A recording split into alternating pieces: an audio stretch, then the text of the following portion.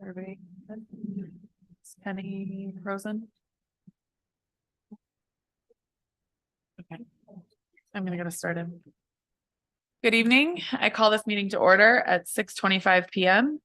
Tonight we have directors After, Ramirez, DeFreitas, and myself present in person, and Director Tytler present remotely, meaning we have a quorum. Thank you to our interpreter. Astrid, would you please share the interpretation instructions with our participants? And then we will turn on the interpretation function.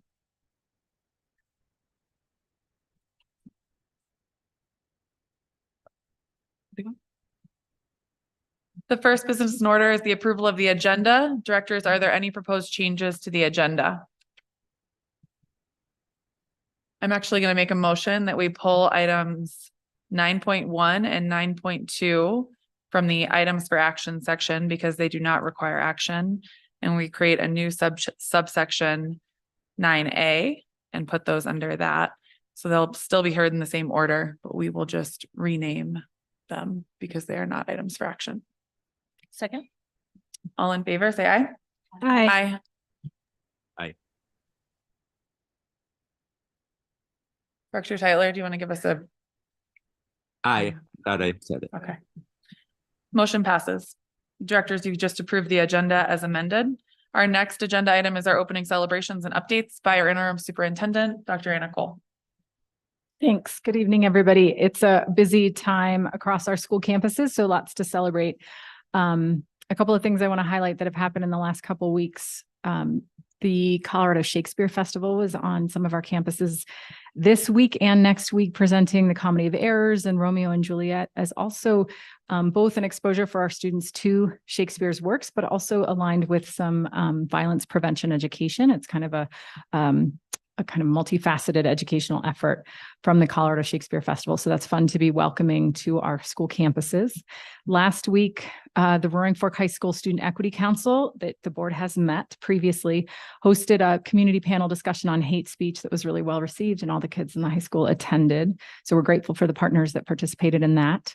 Last week was also Youth Entities Career Expo. So all of our juniors and seniors attended this year's program at the CMC Spring Valley campus, which sounds like it was a great location in terms of really having more space for hands-on activities.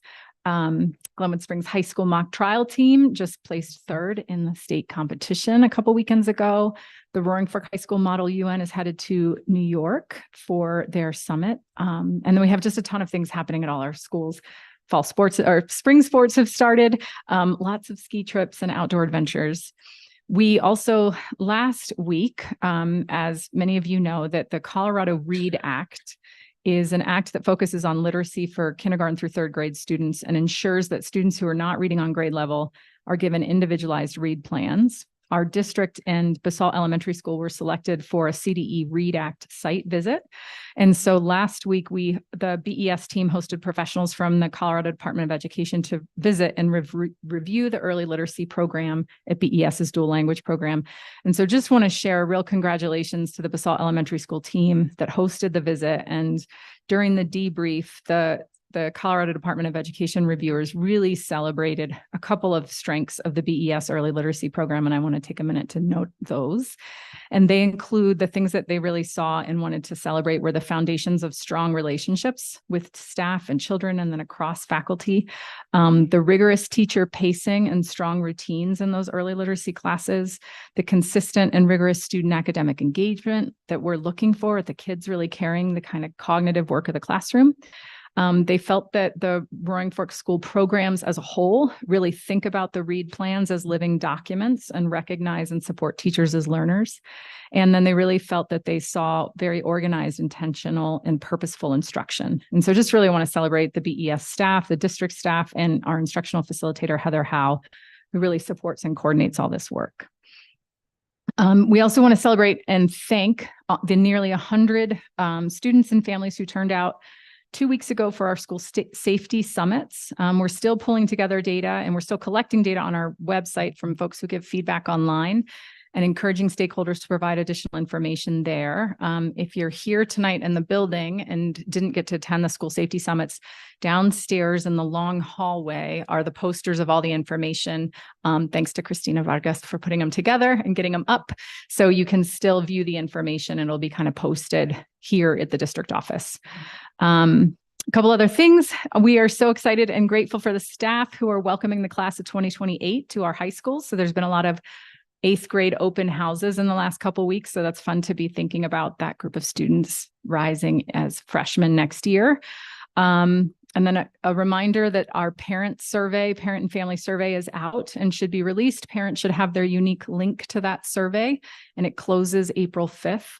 And it's really great data for us on everything from communications to school relationships. And parents will find that they'll have a school survey for each school, that if they have more than one children, they'll get a school survey for each of their children, and then they'll get one district survey. So we have about another month to get those completed. And then so grateful for families who are making time this week to come to parent-teacher conferences, for staff who have nutty schedules to make sure that they accommodate and can align and be available when families are available. And so we're really focusing on making sure those meaningful conversations around student learning are happening this week through parent-teacher conferences. And just a reminder that we have no school on Friday. Thanks. Thank you. Thank you. The next business in order is a panorama student survey update presentation from Chief Park and Cami Newmeyer.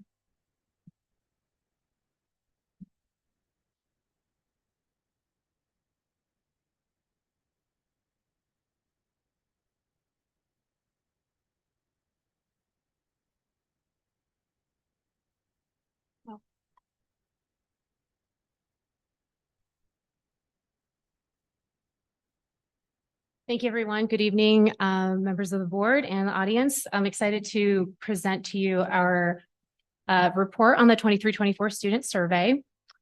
This is an annual survey that we give to our students typically around December of every year. And it's an opportunity for students, for actually our schools and our teachers to get some student perception data and help in their own self-reflection and their growth. It's also an opportunity for us as a district to get student perception data and know better about how students are feeling about their experience in our schools. And so a couple of things that we, when we think about the design of the survey and the considerations there, it's randomized. Students in grades 3 to 12 were asked to respond to questions based on just a few of their teachers. And the randomization was conducted by Panorama. We might give it a expansive list, but they themselves actually do the randomization, so we don't choose that. And it means that teachers are viewing a subset of their students.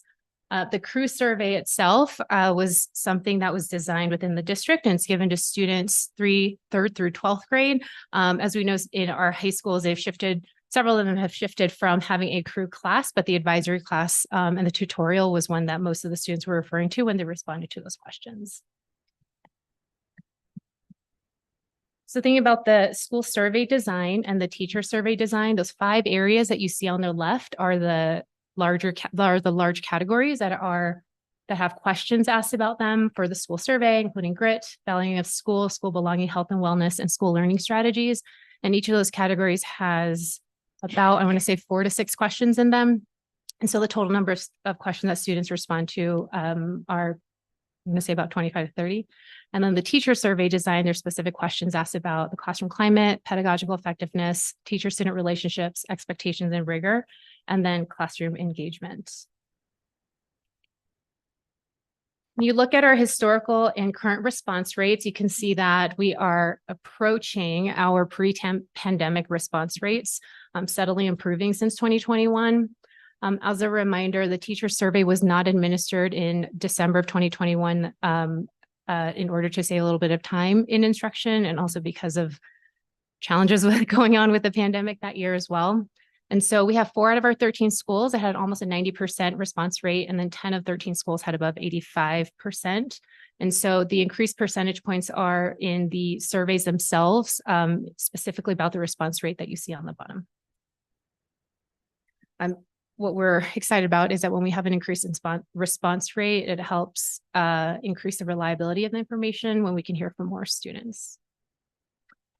Couple of bright spots I want to share. We have progress in favorable rates that are continuing post-pandemic. As we've shared in the past, there was quite a dip after actually approaching pandemic, pretty low right after, and we're on an upward trajectory. Something particularly great is that their students reported that they learn either quite a bit or a tremendous amount from their teacher. That's 94% in 3rd through 5th grade that has a favorable response. And then in our secondary grades, that their teachers are knowledgeable, 90 to 93% favorable rate.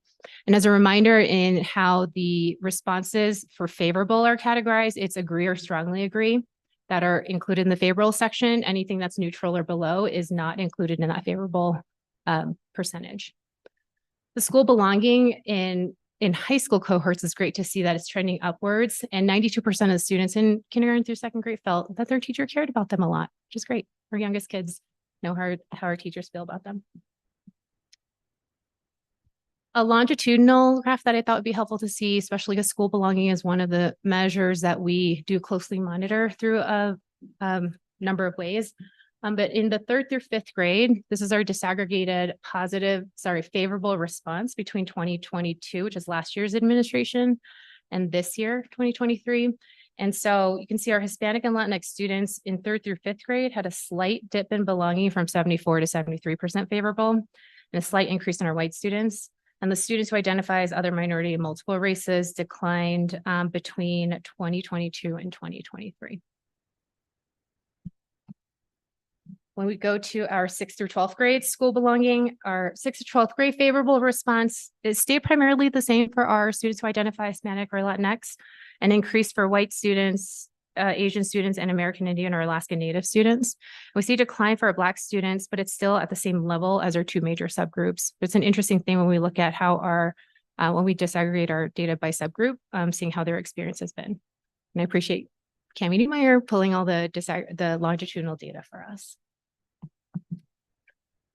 So we're thinking about areas of improvement. We have some slight declines in all K-2 areas, although overall is still high. For some context, in K-2, it ranged in favorable responses between 60 and 85%. The lowest in, the highest in feeling that they had supportive relationships with 85% favorable response, and lowest in classroom environment, primarily around the question, the kids behave in my class, it's worded something like that. They still feel that they learn a lot, and there's a lot of other positive things happening. In middle school, our students' classroom climate just had 48% favorable for how much behavior of other students helps or hurts learning. So that was an interesting thing as well. And then our overall classroom engagement across the board is 47% favorable. That's actually in 6th through 12th grade, 47% favorable. In our 3rd through 5th grade, 64% had a favorable response to classroom engagement.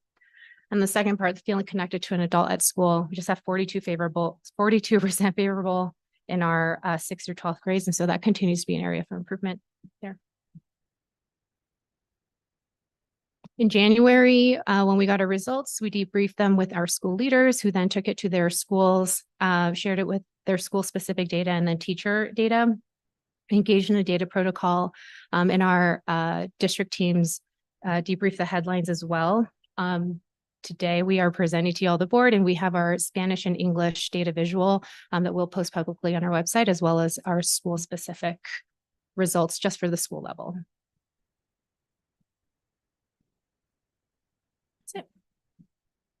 Thank you. Thank you. So we'll now have 2 minutes each to ask questions, and then 5 minutes as a board. I'm going to start with Director Teitler, but can everyone please turn mics off while he's speaking to prevent the feedback? Thank you for putting together that information. It's nice to see the survey results. I have a few questions, or mostly a question based upon, we got the percentages back from how the students marked, but do we have those as percentiles that are compared nationally? So for example, if we looked at the school belonging, where it was 71% for grades 3 through 5 and only 49% for grades 6 through 12, do we know if the percentiles that those equate to are similar, or are those still also far off?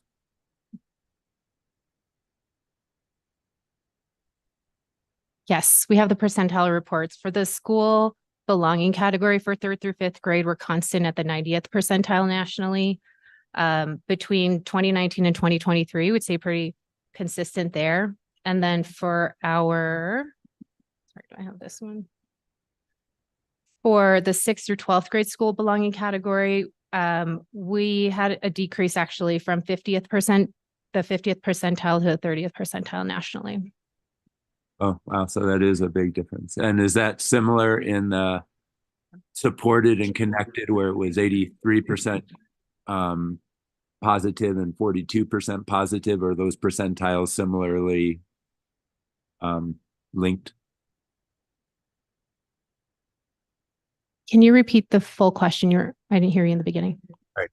In the supported and connected questions, it said that 83% felt supported by adults in grades 3 through 5 and 42% failed connected in grades 6 through 12. Do you have those percentiles also?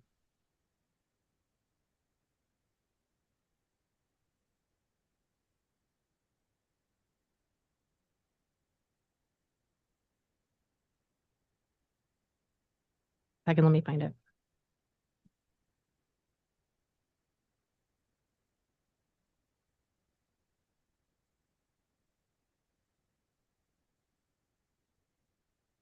You can get those to me at another time too. That's fine. But thank you. Sorry, the question you asked was around the school belonging. The ones that say supported and connected. Students Yep. responded that 83% felt supported by adults in the school, Yes. 3 through 5. The percentiles we have are actually for the category, not by individual question. And the whole Okay. category of school belonging for the 3rd through 5th grade is at the 90th percentile according to the national data set, but we do not have percentiles for each individual question beneath that. And the Okay, so that question was- on how supported do the adults at school give you, and how, and connected are you? Those are the individual questions within the larger category of school belonging. Okay. Is there any way on these reports in the future to have percentiles included with those two? Because those are sort of like almost more informative. Yes, I have those slides and I can include in the update. I Thank don't want you. to make the deck too long, but I can certainly include those. That's it. Thank you.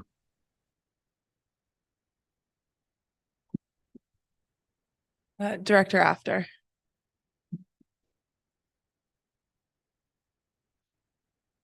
Great, thanks for this and for the comprehensive and fulsome overview in the documents that you shared too. It's really interesting data. Can you talk about the grades 3 through 5, do they take a different survey than K through 12? There's a K2 survey that's on paper. 3rd through 5th has the same categories. The questions are worded slightly differently, like just a couple words, and the 6th through 12 has a different survey. Do you see a difference in the 5th graders who are in middle school versus the 6th graders who are in middle school who are taking different surveys? So the 5th graders who are in middle school typically take the 6-12 survey. Oh, The 5th okay. graders on elementary take the 3rd, 5th. Oh, okay. So then are we comparing apples to apples for those grades? This year we are, because all students in 5th grade took the 3rd through 5th grade. And then we talked with Panorama to make sure that we had comparative data from year over year. Okay. I'm just trying to understand what trends are in this.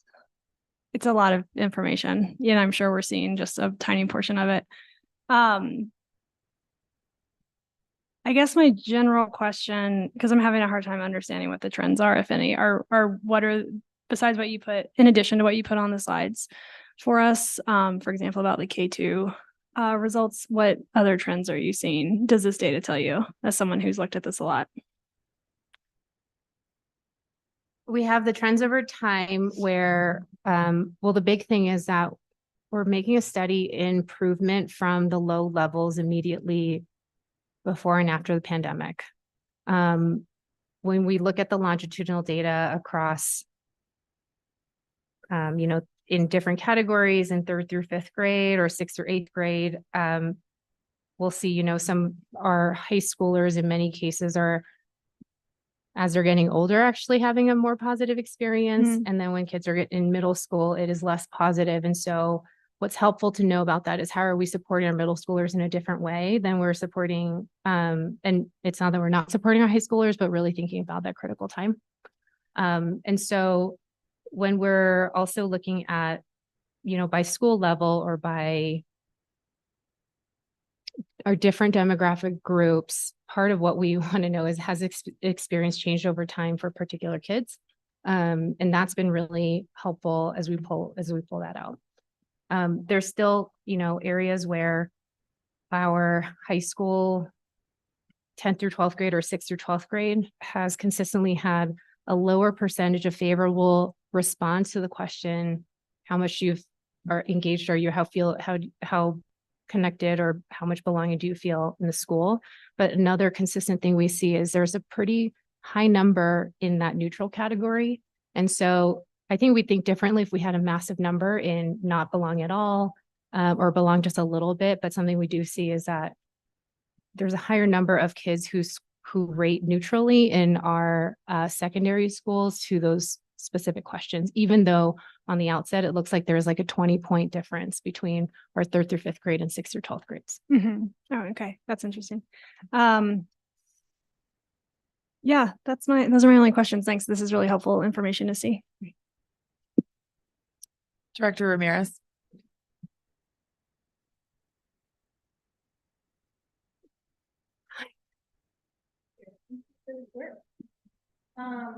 Thank you both for providing us. Oh yeah. Put on now. There you go. Okay. Yeah. Thank you for the work. Thank you for providing us with a lot of desegregated data. I really enjoy seeing this piece of what we don't often get to see with our data, of like really the storytelling of how our students are doing. So I really, really appreciate it. So thank you just on the front end. Can you share how we were able to utilize this data for our strategic planning process right now, if we have been able to? Yeah, it's one of the ones that we're continually monitoring, especially the questions about how connected students feel. There's actually questions on health and wellness, and it's an interesting indicator to know that there are actually positive increases of awareness, which might not be a surprise given all the conversation in the past year about health. But we actually pull from this report to inform one of our mission measures that we're including Healthy Kids Colorado. It's one of the two, specifically around the student belonging. And so that's consistently something we are monitoring, wanting to have growth on, and looking at it differently for our 3rd through 5th or K through 5 and the 6th through 12, because they have a different starting point right now.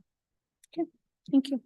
I also just wanted to ask, and I guess for clarification purposes, on the memo we mentioned crew being 3rd to senior year, but in our handouts we have 3 to 8th, and so 3rd to 8th. So I just want to make sure that we have alignment in that, because I do believe we have shared as a board that it is happening mostly in 3rd to 8th grade.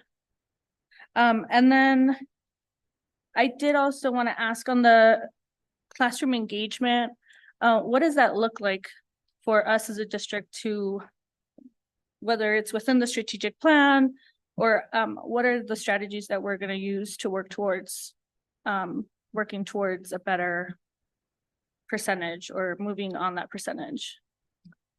Yeah, it's a good question. The questions in classroom engagement include how eager are you to participate in this class? How often do you get so focused that you lose track of time? When you're not in class, how often do you talk about ideas from class? And overall, how interested are you in this class? And so I think about our strategic priority 2, and we're ensuring that all the content is relevant and something that is engaging for students. And that's a big thing. And how are we making it comprehensible to students? And so you know, this is one moment in time, but it's really telling to see how a student would answer this. And so when we think about that part and rigorous learning for all, that's what we're thinking about specifically. I also wanted to follow up and ask, because I appreciated you mentioning at the bottom that all of this results will be up on our website. I did want to ask if we as board members could receive for our designated schools, the survey, the responses. I think it'd be helpful for us to be able to have access to those and to know, like, this is what we should be looking at regularly. I think it would just be helpful. Thank you both again for all your work. Thank you. Director DeFreitas. I just want to say how much I appreciate that as a district, we take the time to create, administer, and reflect on a survey like this, which centers students' own voices in their climate in classroom. I know that that hasn't always been the case, and it still isn't in a lot of other districts. So I really appreciate that we create and conduct this survey. And I also want to highlight for those listening, just how much this data is actually used in the buildings and by teachers to reflect on what they need to do better at, and how our staff is so willing to accept without question that a student's perception of their learning environment is valuable to look at and to understand and to validate. And so I do just want to say how much I appreciate that that's our district's approach to it. And I think Jasmine just touched on this, but I was going to say, do you look at the trends within school buildings and the communities within our district separately?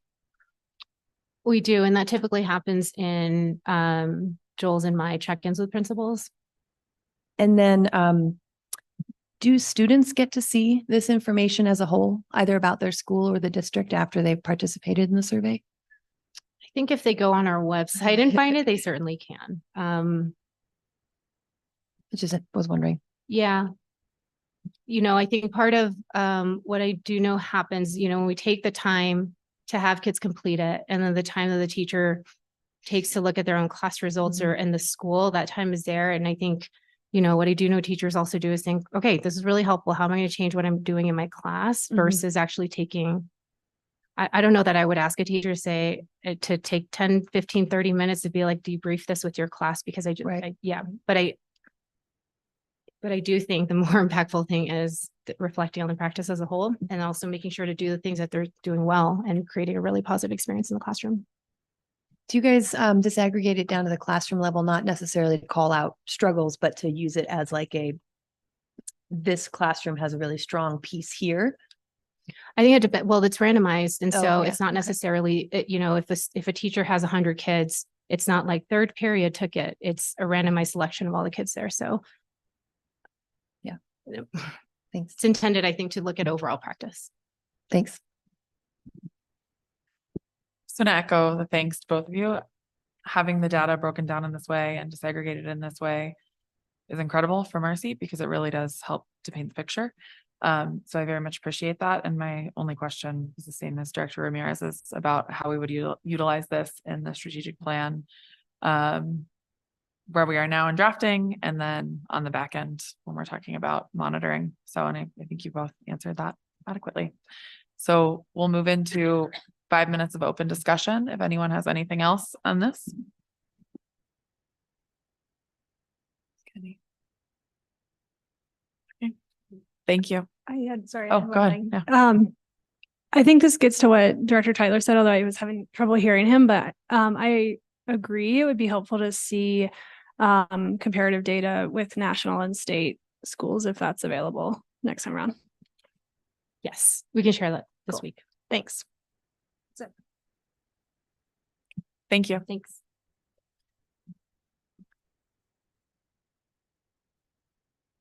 At this time, we welcome members of the public who have signed up to address the board. There are 3 speakers signed up tonight. The board allots 45 minutes for public comment. To respect the time of all who are present, speakers are to limit their remarks to 3 minutes or less. Reminder to all speakers to uphold our procedures for public comment. We ask you to be thoughtful and constructive with your comments, and thank you in advance for sharing your feedback. Members of the public who wish to share their views with the board may always do so in writing at any time. For this evening's public comment, we received 2 written comments.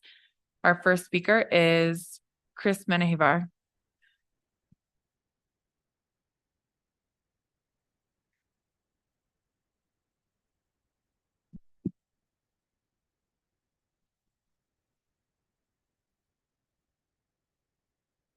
Okay, cool. Good afternoon, members of the board. My name is Christopher Menjivar Cornejo. I am a senior at Glenwood Springs High School, and I'm here to discuss the achievement gap that is negatively affecting Latino students. Latinos represent almost 60% of the district student body, but yet are 2 or 3 grade levels behind their white peers. While I always applaud your continued efforts to highlight the need for representation and equity in our schools, the urgency must be greater. Good intentions and desires must be translated into quantifiable data, into actions. A great way to start is by increasing the number of Latino students in AP classes. As a Latino student myself, I know firsthand what it's like to go to my AP classes and be one of 2 or 3 Latinos in class sizes of 30. I know what it's like to struggle in a class and have to figure out the subject myself because I don't know who to ask besides my teacher. Fixing this achievement gap doesn't just start with putting these students into higher level classes, but providing resources to repair this knowledge gap. Although it is my last year at Glenwood Springs High School, I have a younger brother who is just starting his high school journey. I'm glad I've gone through this difficult path and been able to help my brother learn how to stay afloat in a district that ignores him. Unfortunately, I fear that not every student will be able to have someone to guide them. Actions need to start now, not later. Thank you. Our second speaker is Ana Perez.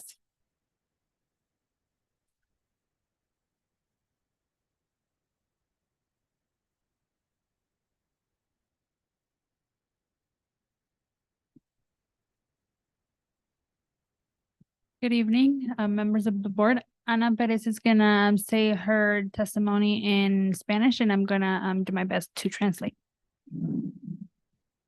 Buenas tardes. Mi nombre es Ana y yo vengo a agradecer a la escuela Basal High School. Hace poco mi hijo tuvo un accidente y ellos tomaron en bien a avisarme luego. Se comunicaron luego conmigo, así como ellos se comunicaron respectivamente acerca de este caso de emergencia de salud. Podemos seguir comunicando acerca de todos los temas, Y hay otro tema que me preocupa mucho sobre las drogas y el tema cómo van a tratar, y me preocupa la educación sexual actualmente. Hay muchas jovencitas embarazadas en este momento. Y quiero asegurarme de que la escuela de mi hijo sea un lugar seguro. Necesitamos ver la manera de que lleguen más padres latinos a las escuelas y se preocupen por la educación de sus hijos. I'm gonna do my best to translate. I first want to thank the staff at Basalt High School. Recently, my son had a medical emergency, and they were able to communicate fast and promptly with me in an emergency like that. I feel that communication like this can be effective. Communication can always be a thing for the district, not just in cases of emergency. I am worried about other topics such as the topic of safety and drugs at schools and the topic of sex ed. Currently, there are a lot of teen pregnancies. I want to make sure that the school my son is at is safe. We need to see a way to have Latino parents at schools and engaged and worried for the education of their children. Okay. Thank you. Gracias. Our final speaker is Kimberly Martinez.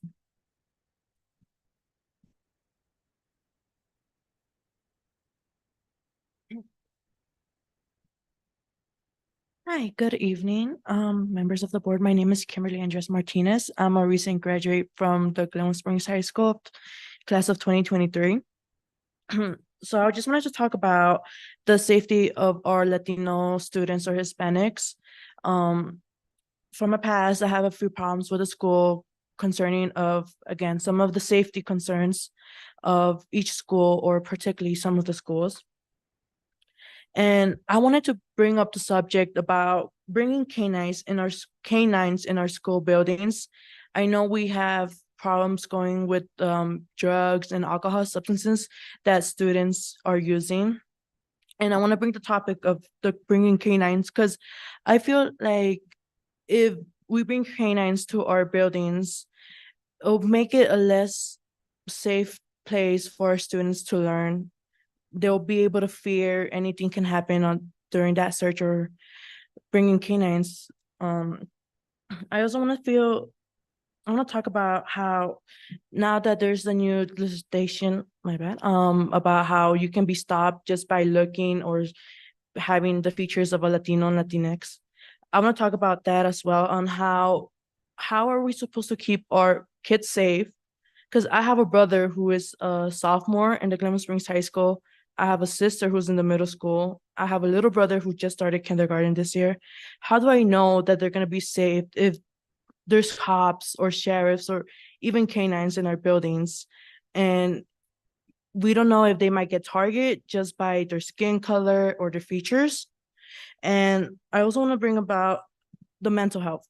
We know that a lot of Latinos don't really like going to school, but the cause of that can be their experience at the high school or the middle school, and that can affect everyone's process of learning and their mental health.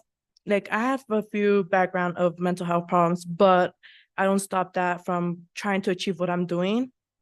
And I know it might sound a bit ridiculous, but if we can focus on that, it will be a great help for everyone, even if you're not Latino or Latinx, on how the school can improve our mental health, a little ways where it can also improve our education.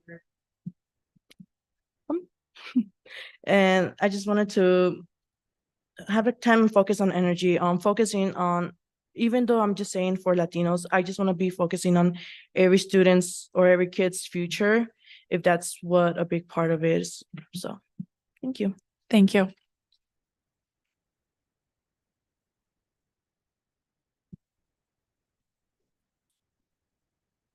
It is. You have to sign up by 6:15. The next business in order is the approval of the consent agenda, which includes routine personnel minutes from our previous board meetings, policies JKD/JKE, and regulation JKD-J/JKD-JKE-R. Directors, are there any items that you would like to pull off of the consent agenda for a separate discussion and vote? I would like to propose that we pull JKD/JKER for further discussion and action at a later time. For clarification, are you proposing that we pull the policy JKD/JKE and the regulation JKD/JKE-R? Yes. Is there a motion to approve the consent agenda with the removal of policy JKD/JKE and regulation JKD/JKE-R? Make the motion to approve the consent agenda, removing policies JKD. Just say as amended. Is there a second? Please call the vote. Director After, Aye. Director Ramirez, Director Kuhlenberg, Aye. Director DeFreitas, Aye. Director Tyler. Aye.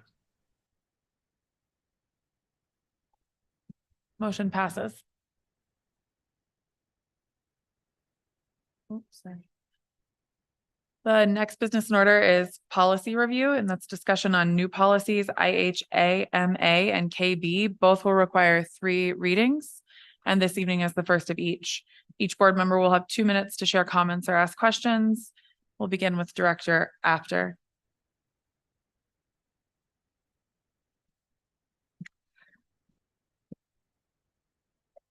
We pulled it for removal at a later date. Oh. My intention was for further discussion later. We have more time.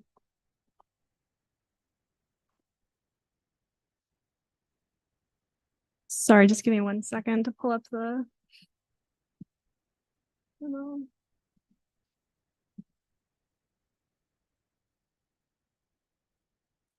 Okay, I just had one question on how this would be, one general question on IHAMA. How do we ensure that the curriculum and materials are constantly, or constantly being updated to reflect the new dangers and new drugs as they become prevalent in our communities? Is the curriculum updated annually, biannually? Do you have any thoughts on that? Great question.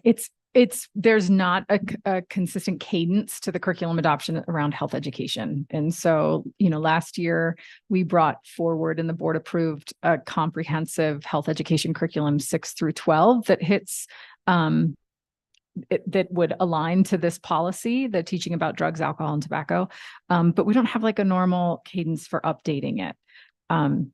It's not prioritized as much in those kind of regular curriculum adoption updates, simply because it's not a core content area. Okay, and can you talk me through how this policy interacts with the new health curriculum? Sure. So the health curriculum, when we think of the comprehensive health standards, they're really robust. So you have, I think what comes to mind for a lot of us is the comprehensive human sexuality component. There's also a standard around nutrition. There's one around drug prevention and alcohol prevention. There's standards around mental health. So there's a lot of different standards in the comprehensive health standards from the state. And so last year, what was approved by the board for grades 6 through 12 was a completely comprehensive curriculum that hit all the standards. And it's in the format, it's the McREL Comprehensive Health Skills.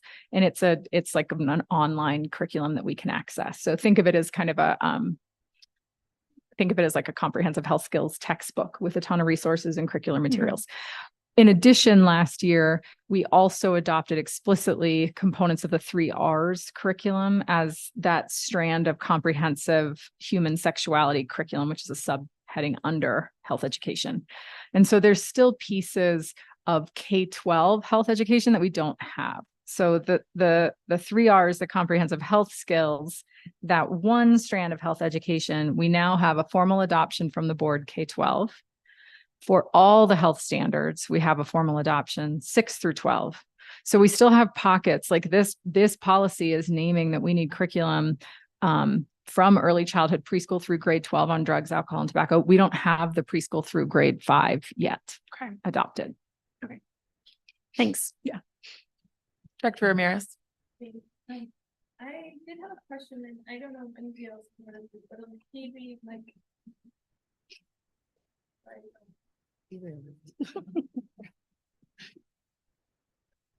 my voice carries.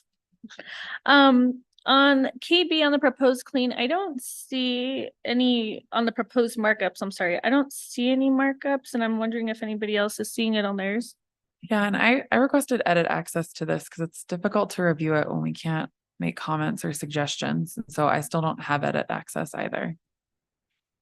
So what I'm hearing is a markup version, and I'm sorry because I'm not seeing this because mine is all marked up and has all the comments. We don't You're not, see you any don't have marks. any of that. Nope. I see comments and markups. You do? Yeah. Yeah, I don't know. Okay. No, I'm on KB. Oh, sorry.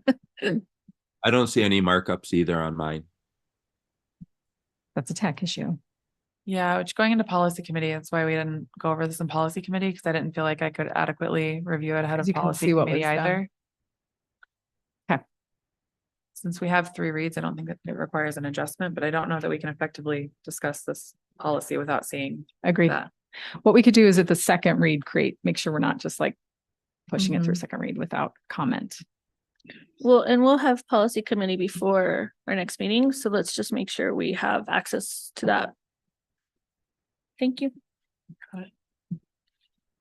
Director DeFreitas? I had a similar question about KB. Sorry, we didn't follow up in a more timely fashion with that question. I wanted to just talk about the AMA policy, and just to share out loud the notes that are in the staff memo about it, which is that this policy has been reviewed by our Health Curriculum Adoption Committee. Last year, the board adopted the Comprehensive Health Skills Curriculum grades 6 through 12, which provides drug, alcohol, tobacco prevention, et cetera. And the Health Curriculum Adoption Committee will continue to work for that. It has also gone through the District Accountability Committee, has reviewed a draft of this policy and provided the recommendations last December. So I just appreciate the thoroughness there. Additional feedback from DAC. Those are the kind of voices that we need weighing in on policies that are so impactful. So I wanted to just recognize that had been done thoroughly in this case. Thank you. And I lament the fact that you can't see the comments on the marked up KB because we had a lot of great feedback from, as you mentioned, our DAC, from our Equity Advisory Council, from our Family Advisory Council that's done 2 reads. So I look forward to seeing the input that they provided in the comments. Chief Landon did just share that out with us. So everybody should have access now. Okay. Or was it just with me? I am. Yeah. Oh, there, I got it. Right. Yeah. Thank you.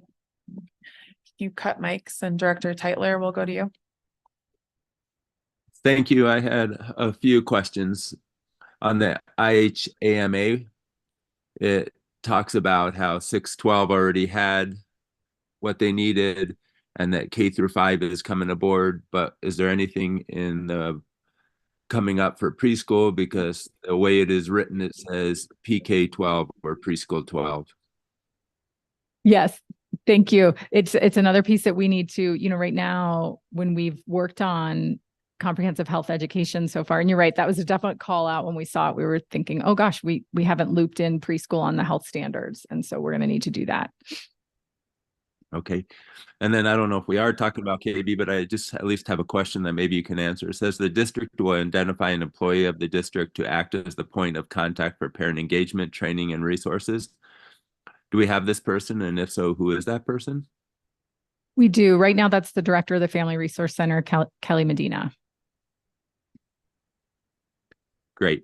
And do you want another comment, or should I just wait to see if it's cleaned up next time? I would say give us a chance to clean it up. Okay. That's it then. Thank you.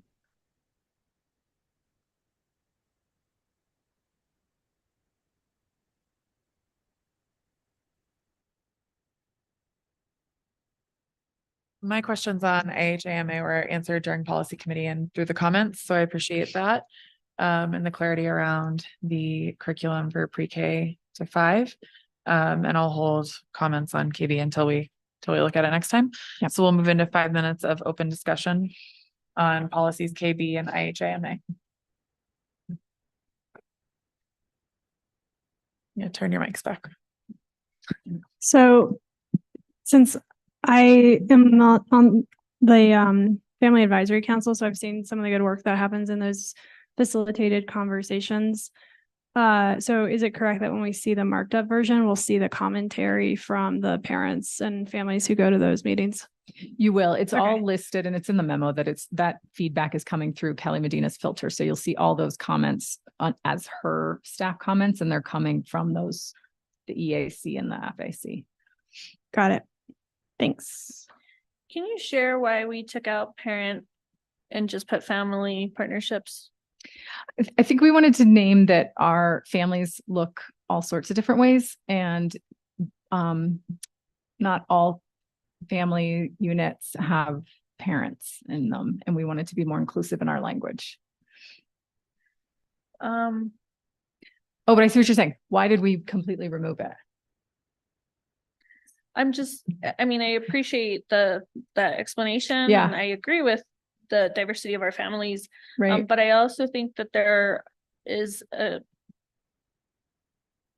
something to be said, especially like for students that have 2 parents that are not possibly in the same family anymore. And so I worry that maybe we're making it just about, but I don't know if anybody else has any. I see what you're saying. So it's parent and family. It's not. Yeah. Totally. But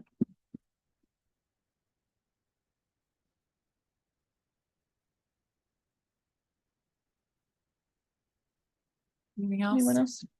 Director Tyler, do you have anything else? No. Okay. So we will wrap up policy discussion. This does not require a vote because these are both new policies. So again, they'll have 3 reads. Sorry, I'm on my mic.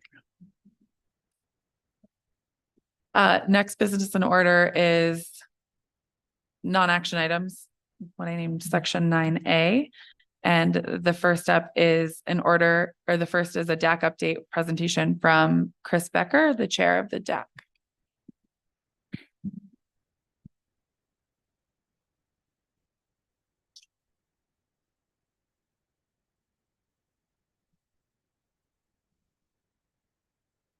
Hello. Good to see you all again.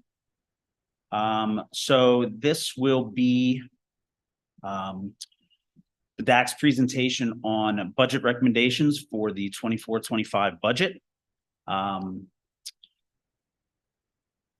of you know by now, the DAC is a parent-driven organization responsible for providing input to the school board across a number of different categories. And one of our main functions is to provide budget recommendations. It looks different across districts. Some do a great job with this, some don't. Here in the Roaring Fork School District, when the budget gets finalized late in the academic year, May and June, we want to provide our input before that clearly in order to get our ideas and priorities into the board's inquiries. And we also want to make sure that the budget recommendations that we make link to another one of our functions, which is feedback on the Unified Improvement Plan and school performance in general. I'm just going to do this because I embarrassingly did a bunch of animations. Our view is that the district budget must work hand in hand with the goals and metrics laid out in the UIP. Last year, most of our questions in regard to that relationship involved how to pay for a number of new initiatives that we saw in the UIP. This year, we wanted the board to kind of focus on two things in addition to some priorities, which I'll get to later. Number one of which is to evaluate the success of the new positions and initiatives that were outlined in the UIP and outlined in this year's UIP versus potential other uses of those funds according to performance metrics. So we all know there's a lot of really important priorities in the UIP, a lot of really important priorities for our district. Early access, there's just a few of them listed there: early access growth, student attendance improvement, growth of students with IEPs. These are all priorities in the UIP. But are we seeing improvement associated in these items vis-a-vis the new positions and initiatives that have been added? Whether the answer is yes or no, we want to know why. What are the metrics that demonstrate this? Whether that be improved attendance, higher performance scores across the board, population-specific movement in certain grades or among certain populations. What we ask is that the board drill down into the numbers to find linkage between budget and performance. Then follow those results to their logical end to ensure that resources go towards the areas that are increased performance for the most students.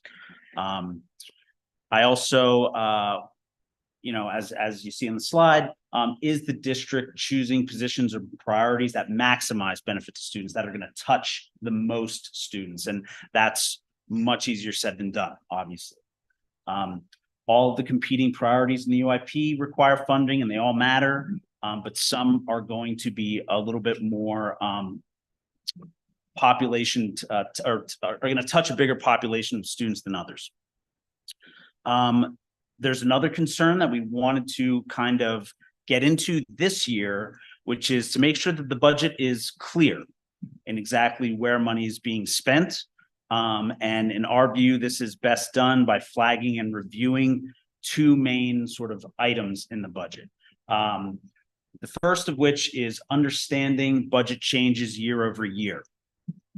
It's important for the board to strive for explanation of year over year budget changes and have them explained for the public. And now how that's going to look in terms of whether that's going to be back material in the budget or, some other separate means, sort of remains to be seen. But I wanted to sort of outline a couple examples from the previous budget in terms of the sort of thing that we're talking about.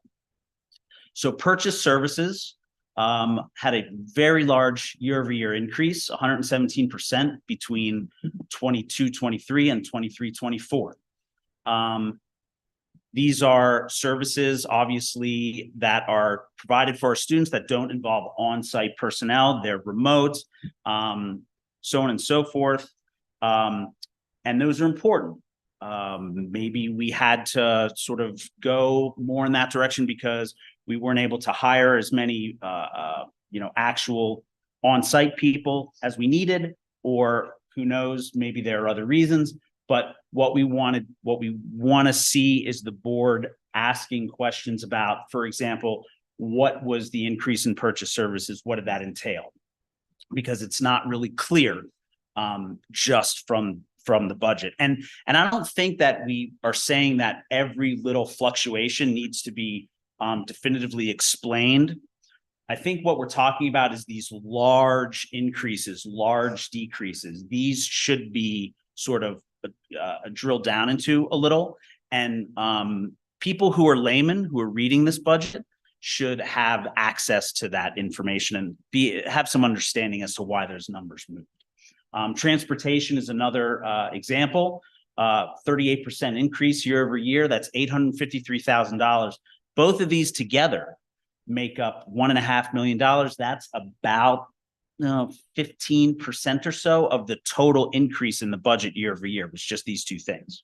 So that's what I think our point is, that we want to see explanation on these bigger ticket sort of changes. The actual back in 22-23 was only 2.24 million.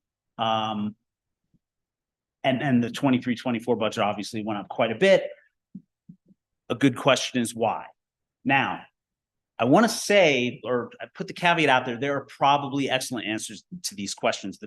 The object isn't to, play gotcha and things like that. The object is to, I think, provide explanation to community members who might not be as versed in how budgets work and sort of can only really take things at face value. We all know, because we've worked with budgets before and whatnot, that explanations come pretty fast. You ask a question. Oh, okay, that sounds good. And then you kind of move on. Not you, but people kind of move on. I think it's important that during the budget process that these explanations be given some form of expression. So another example, and this is sort of a little bit more, this is leads into some of our recommendations. But again, as I mentioned, most of the people looking at this budget are laymen, from teachers, community members, members of the DAC. Numbers can raise questions, but that are often easily answered, but they can look like a red flag. So what I think it would behoove us to do as a district and you all as a board is to sort of make sure that these kind of budget questions have answers written down, provided, rather than just sort of wrapped up in the depths of the budget. So we can see here that in terms of instructional dollars, 17% went to centralized instruction and support. So you see elementary school, middle school, high school, and centralized instruction there all as categories. In pupil services, 38% went to centralized instruction, 92% of instructional support went to that centralized instruction line. The question, and I say this because this is the question that came up when we were talking about this. Why are these funds not being allocated to the schools themselves? Well, after some conversation with, various, people in the administration and just sort of, drilling down a little bit, the answer is they are. It isn't entirely clear how just from the budget, nor is it necessarily going to be, but I think that an effort towards a little bit more transparency would be wise. And the reason that in this particular example, it's so important is because professional development remains a big part of the district's improvement plan. That's what that instructional support line refers to. From our teachers' point of view, professional development is an important factor in raising district performance, and the UIP calls for increased professional development across the district. However, as the previous slide shows, use of funds to accomplish this goal is a little unclear. The budget shows almost no school level funds granted. Now, we know that they're there. We know that they're being used at the school level. In fact, Chief Park spoke to us last month about how the tracking and the sort of progress of the coaching effort is going. So we know that progress is moving forward there. But what we don't know is, or basically, again, to put it by way of example, in the budget where schools are broken down sort of individually, there's a lot of schools that have 0 lines, $0 given for instructional support, salaries and whatnot. Something with such a high priority should be well tracked in the budget, just as we endeavor to track it in the classroom and understood in regard to its performance impact. And parents shouldn't have to wonder, for example, why, I'm a parent from Basalt Elementary School and there's a 0 on the line for instructional support.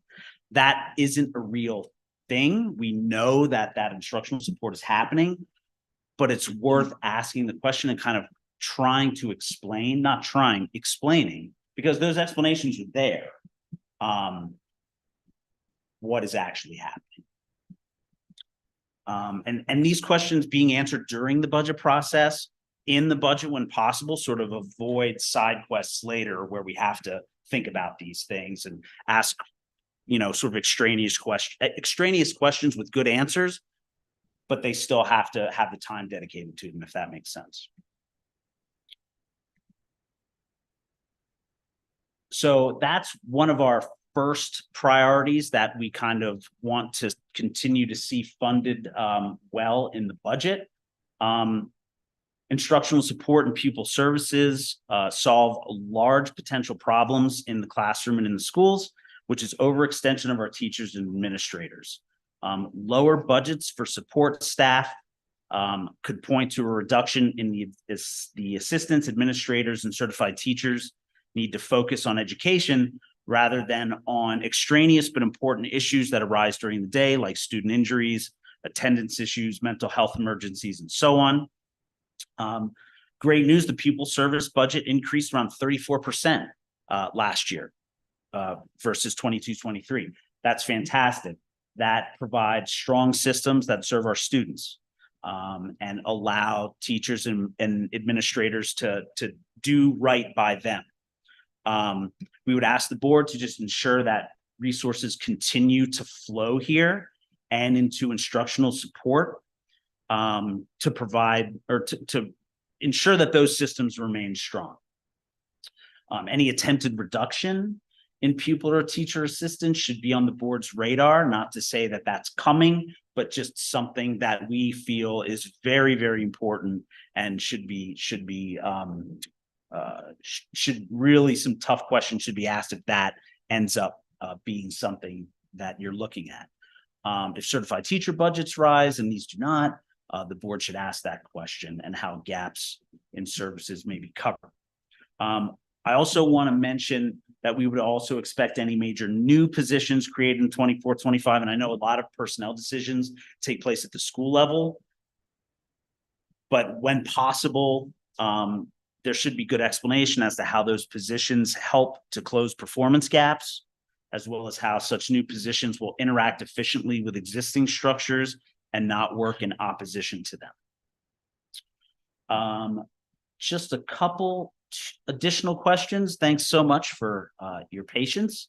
And we talked about this last year too, just sort of a general rule when funds are sunsetting and we are losing, we're losing funding from one area.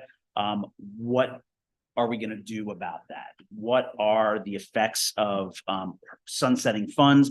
We know basically all of the money that sort of was extra of COVID is no more. I think that the board or that the administration's done a great job of not really missing a beat in terms of keeping things financed and at a proper level after that. But we would ask that the board just carefully review other sources of funding set to end in 24-25 and how the district plans to cover any resulting shortfall. And then finally, funds are finite resource. We only have so much money to spend, and increases in one area are going to usually, not always, but often result in reductions elsewhere. And the DAC would just ask that during the complicated budget process, stop frequently to understand the implications for those areas and populations that see cuts when they happen. Just keep in mind that there's going to be people who see themselves losing, and do whatever you can to push for win-win scenarios. Common sense should go without saying, but just something else that we wanted to just make sure was on the table. And all of these questions, again, I want to reiterate, have really great answers. I've heard a lot of them from Nathan and the administration generally. And I just want to make sure that you are still asking these questions. And also, again, I don't know what the mechanism is, but these sort of track the answers to some of those big questions, I think is really important, or we think is really important. And that is all I've got. Thanks so much. Thank you. So we'll go around 2 minutes for each of us, and then 5 minutes of open discussion. We'll begin with Director Ramirez. Thanks so much, Chris, for your time. We really appreciate you and all the DAC, all of your time. Your time, sacrifice, everything you give to this work. We appreciate you guys coming back to us with feedback. Thank you. I want to start off by saying that I know that we, at your last meeting, we kind of shared, and I believe we kind of shared that, we are committed to this and to this budgeting process. And so Director After and I are very eager to start on our finance committee, and we look forward to these deep conversations that will take place. I also just want to appreciate that you mentioned layman's terms, which is part of our due diligence in ensuring that all community members, whether they're parents, whether they're members of the community, whether they're students and teachers especially, that they're able to look at our budget and understand it. So I just want to reiterate our commitment to do that. And I also just want to reiterate too that we are, as a board, I believe, focused in on and committed to the transparency in this process.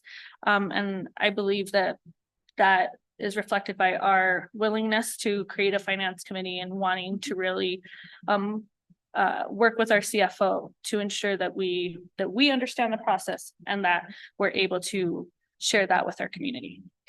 I have a suggestion, and this is obviously with the work and collaboration of our team. But I think in looking forward, we might want to be a little more proactive. And so my suggestion to the DAC and to the board would be that as much as we do appreciate you bringing this set of reflections and comments, that it would be actually really useful moving forward that we have our CFO meet with you prior to you coming to us, so that when you come to us, you can actually have those questions that you feel we should be asking. And I think that we should get into a cadence more regularly. We sorry to interrupt, but Chief Markham and I have spoken about the finance committee being formed and having DAC representation on that, and I fully agree. I think that a more standardized cadence of engagement would be very, very helpful. That said, I think it's still important to bring these concerns to the fore.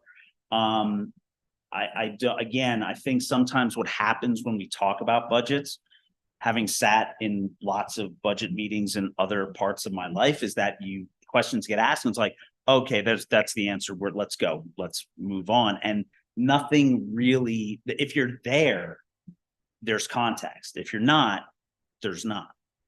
And I think that that's still really, just a really important aspect of sort of checking in regularly with you all, is to kind of serve as a reminder to say, like, if we are all sitting in a meeting together, that's great. Like we will absolutely do that. But also I think that that's not necessarily all we need to do, if that makes sense. And I do want to just add that I think it's part of the DAC's duty, and I think it falls within our realm of responsibility to assist in kind of the communications process of, as I said, like these examples that I laid out, putting that in sort of a form that the public is going to understand, if that makes sense. Yeah, I completely agree. Yeah. And I think if we can get into a cadence, it might be easier for all of us, so that we are able to take some of your questions and concerns and use them, whether through policy committee or as we're reviewing the budget as well. Mhm. Thank Yeah. you. Love Thank it. you. Director DeFreitas? I think Jasmine kind of wrapped up some of my questions too, just how can we package that information in a way that does allow it to be transparent and accessible without immediately having stakeholders who need to care and know glaze over and tune out. So working through that is a priority. Thank you. Director Teitler, and can we turn off mics? Chris, I want to say thank you for the time you're taking to lead up DAC. That's very much appreciated. I also want to say thank you for being an advocate for the teachers, and know that it always is an object of ours to try to get as much off of the teachers' plates as we can. So that is always something that we're working towards. My first question for you, Chris, is do you feel like you have an avenue to get your questions answered when needed, or do you need help from us to help figure that out for you? No, Director Tyler, I think that we have very good communication with Chief Markham. I think that he is very willing to answer our questions when we have them. I think that communication between us and administration is largely very direct and quite good. When we have questions, we ask them, and they're answered. So in a word, yes, communication is good. Great. And for those first slides that you had where you asked those questions, were those just as examples of types of things we should be looking for, or things that you actually wanted something answered on? No, that's correct. They were more just examples of things that we kind of saw in the budget that we didn't really feel like we, in our analysis of the budget during that process, we didn't really feel like we had great insight on. And of course, we can go ask Chief Markham. We are in a position we can do that. If I'm a parent at home wanting to sort of become a little bit more engaged, become a little bit more knowledgeable, I don't have that same avenue. So that's kind of our point, is it would be very helpful with these. And again, as I said earlier, I'm not saying every little deviation in the budget needs some sort of needs like a sentence of an explanation in the like back material. That not at all. I mean, that's just not necessary. But these big movements, large increases, large decreases, these are the kind of things that I think better explanation would just behoove the district to do. And I think doing it during the budget process, it seems to us would require less side work, because those questions are already kind of being answered ideally during the budget process. Great. And then just one comment is that it's not in the public facing view, but as a board, we often get extra budget information given to us either through writing or through work sessions. And so when we are coming into a budget meeting and we ask limited questions perhaps, or don't ask many questions about the budget, I just want it to be known that we have asked a lot of those questions in the past, and it is not us just glossing it over, that we have had lots of in-depth conversations prior to our meetings also. Yeah, no, not at all. And that's kind of what my point in terms of when you have budget conversations, they often just get so rabbit holey and just kind of big and broad, and you're talking about 15 different things at once, and you get your question answered and sort of just, you know, move on to the next thing. That's a temptation, I think, not a temptation, just a reality that sometimes isn't quite as well serving as it could be if we take a second and just, you know, on those bigger items, provide a little bit of context. Great. Thank you for your feedback. Thanks. Director DeFreitas, or sorry, after. Thanks for being here and for the presentation and all the work you're doing on the deck. I definitely agree with what Director Tyler just shared in the comments before. So thanks for, I think, taking a good look at the budgets from the previous year and this year, and pointing out some variances that we can that Chief Markham can respond to, I'm sure. I do agree in principle that we want the budget to line up with the UIP. And I think the question for the district is, how do we ensure that a budget aligns with the UIP and also the strategic plan and also the other, 30,000 foot view documents we have that are guiding the district's mission. And I think that's probably easier said than done. I have some questions. How much time do I have? I have some questions about the DAC, actually, if that's okay. Mm-hmm. How does the DAC interact with the teachers union and the IBB process, if at all? So we don't interact with the teachers union, the IBB process. The DAC has a fairly well-defined role, statutory role, state mandated role. We have certain responsibilities that we engage with. Labor relations just isn't, we feel, something that is really within our purview. Okay, makes sense. In terms of the budget, obviously labor is a part of that, and but sort of our participation there is 30,000 feet. Items and contracts and things like that, that's just beyond our purview to deal with. Okay, thanks. And then my last question is, how do the SACs interact with their school budgets, if at all? And So what happens if there's a school that doesn't have an accountability committee, which I think there are a few.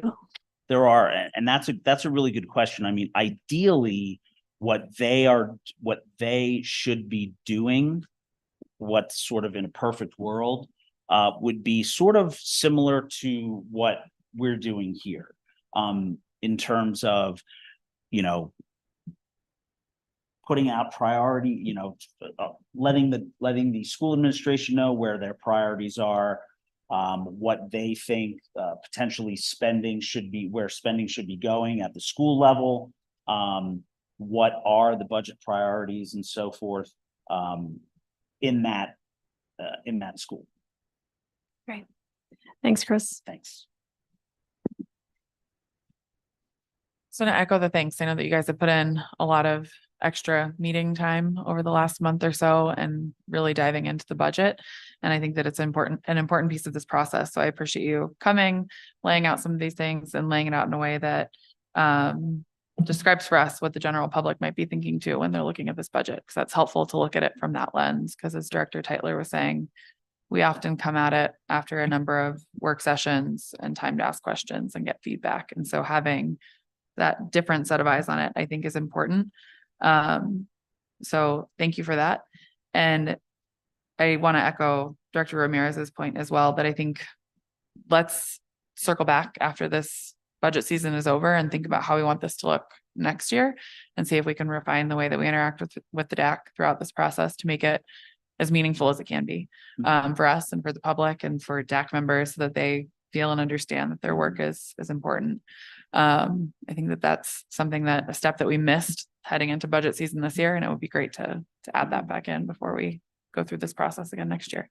Yeah, an ongoing engagement, I think, would definitely be more effective, I think. Yeah. Absolutely. Yeah, and I think if we can, to Director After's point, if we can figure out what this process looks like between the board and the DAC, can we then mirror that between the SACs and the DAC so that we get that flow of information and we can figure out, you know, just what works in our communities. So thank you. We appreciate your time and effort. We have 5 more minutes. If anybody else has anything else on this. Okay, seeing no other comments, we'll wrap it up. Thank you. Thank you. Thank you. The next business in order is an IBB update presentation from Chief Platt and Rob Norville. And Chief Parks and Dr. Cole. Come on up. And everyone else.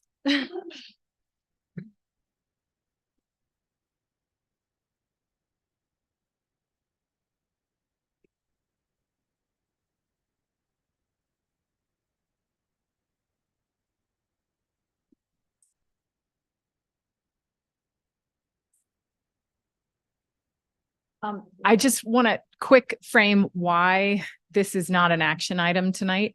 I think and that took a little bit of research and investigation. And I know this year as we're trying to get really clear on roles and responsibilities and where everyone's scope kind of aligns and what our lanes are.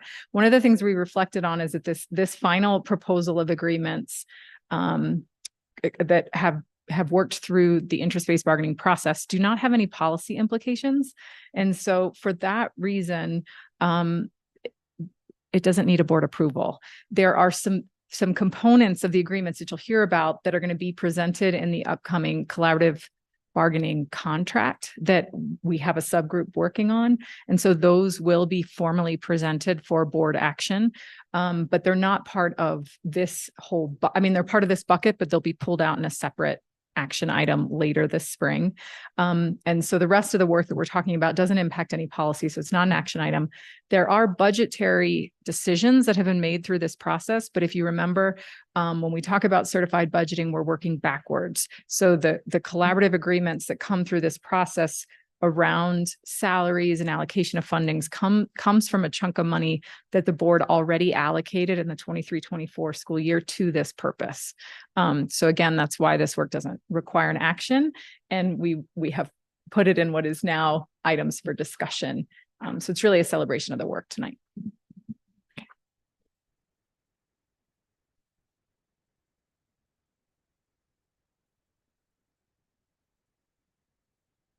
All right, so I'm going to summarize our teacher compensation work. This is a pretty standard committee from IBB every year. We look at what sort of funding is available for teacher salaries and also some other items that might come from that particular pool of money.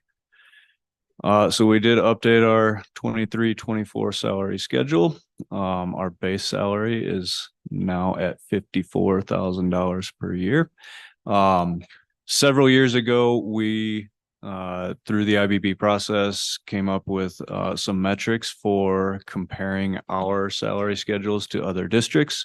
We compared to 10 other districts, and that group of 10 districts is based on similar size or similar regional similarities, mountain resort communities. And so when we do those comparisons, that gives us sort of a baseline for where we attempt to catch up in a lot of cases or maintain our competitiveness with those districts. And so this year, our increases with our 1.8% average step increase are averaging 7.6% if you calculate all the different cells in the salary schedule, that average comes out to 7.6%. And this will be retroactive all the way back to the beginning of our school year. This slide shows you those comparisons that we make. Not only do we compare to the 10 other districts, we also look at different portions of our salary schedule. So we look at our base salary, our max salary, and also we target the masters plus 40, step 15. Historically, that has been an area where we have fallen behind those comparison districts. And so this is kind of what we're looking at when we decide how we're going to input those funds into our salary schedule, trying to maintain that top 1/3 of those comparison districts. And I think we were pretty successful at getting to that target in each of those different categories this year. We also wanted to celebrate over the last 6 years. We've had a lot of support from the community with our passage of the mill levy override a couple of years ago that has really allowed us to actually be competitive with those comparison districts, and in some cases even be a leader in teacher compensation amongst those comparison districts. And so if you look, the column on the left shows where we are now. The middle column shows where we were 6 years ago. And that bottom right-hand corner shows that we have had the most growth in our average salary over those 6 years of those districts that we compare to.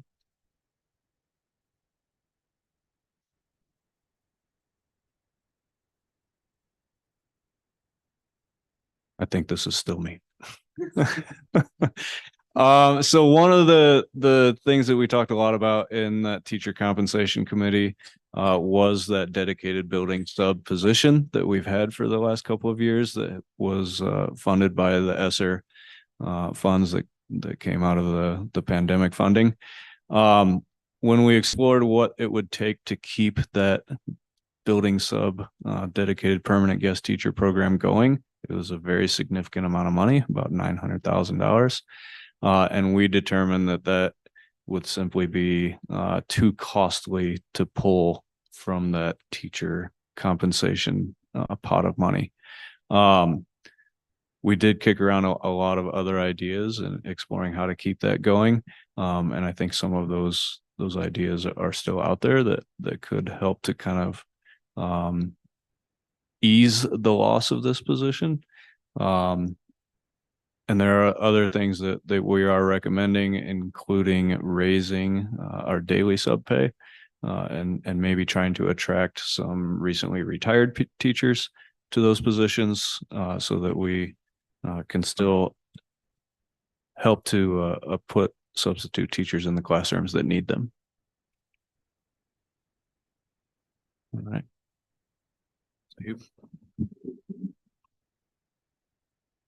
Thank you.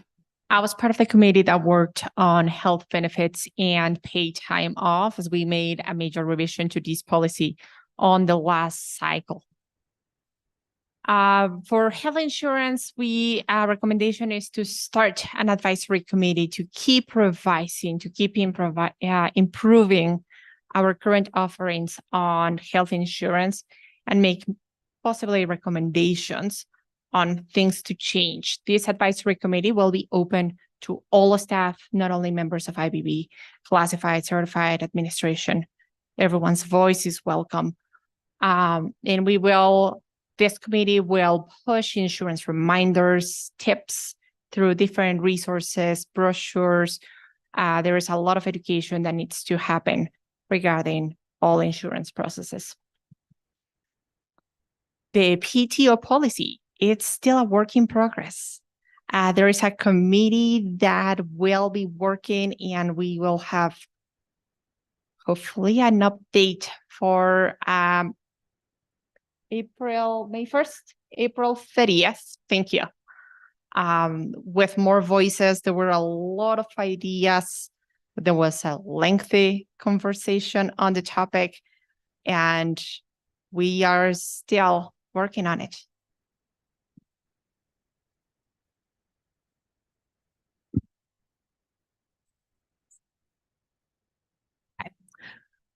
One of my subgroups was working on teacher time. I have gratitude to all the members of the committee that worked together. One of the big questions was how we were clarifying how teacher time was used and if teachers are feeling that their time was valued.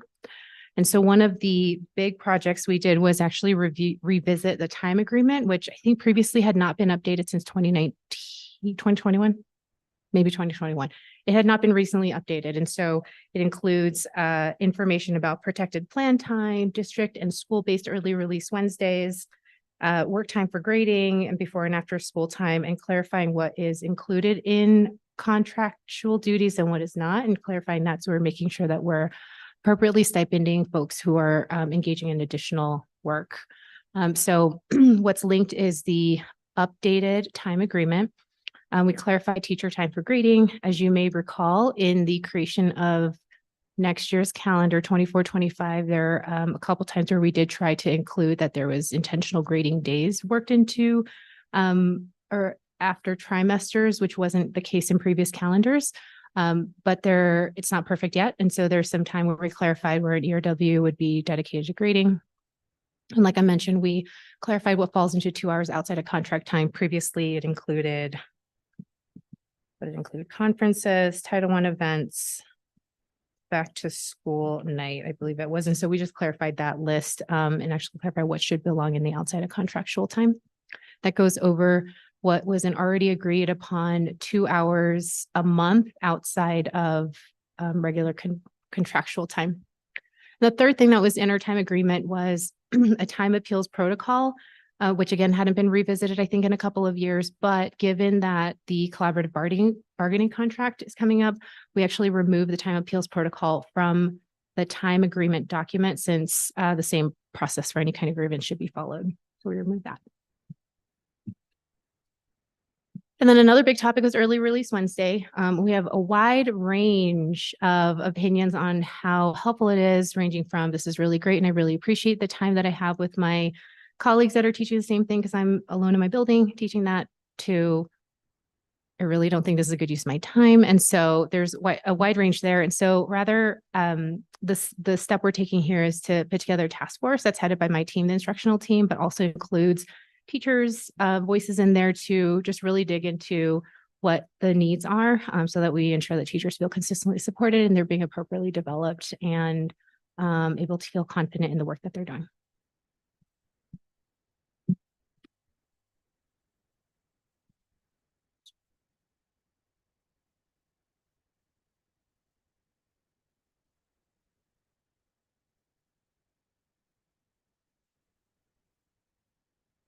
I'm Heather Wilson. I'm a special ed teacher at Crystal River, significant support needs. And I'm the only special education teacher on the IBB committee. So it really actually was an honor to work on this subcommittee and make a difference for special education teachers throughout the district. And this, special education was brought as an interest by both the executive side and the teacher side of the group. So it was obviously really important work that needed to be done. So one of the first things we talked about was how much time it takes for special educators to do their job. It's just, there's not enough time. We hope to make a difference in the work that special educators need to get done. A lot of that is legal requirements, legal paperwork, by providing 4 release days allocated to each school for each special education teacher. So Crystal River, there are 4 special education teachers, so there will be 16 release days. Each teacher will get 4. And some of the work that would be done, again, transition meetings, IEP meetings, legal compliance activities, professional development. Some of that it'd be really nice to visit another classroom in another school and see an exemplar of a teacher that's having a lot of success. That's something that we would really love to do, assessment activities. So that was something that we decided that we would begin doing for next year. This is a big one. Moving all certified special education staff to the same salary schedule, which is basically special service providers, which are occupational therapists and occupational therapist assistants, speech language pathologists and their assistants, school psychologists and social workers are on a different salary schedule. And now all special education teachers would move to that salary schedule. The feedback that I've received in last week's ERW and meetings with all of these people in the room was really positive. So I think this is going to go a long way in retaining and recruiting special educators. Last year, we had 36% turnover in our special education staff. Go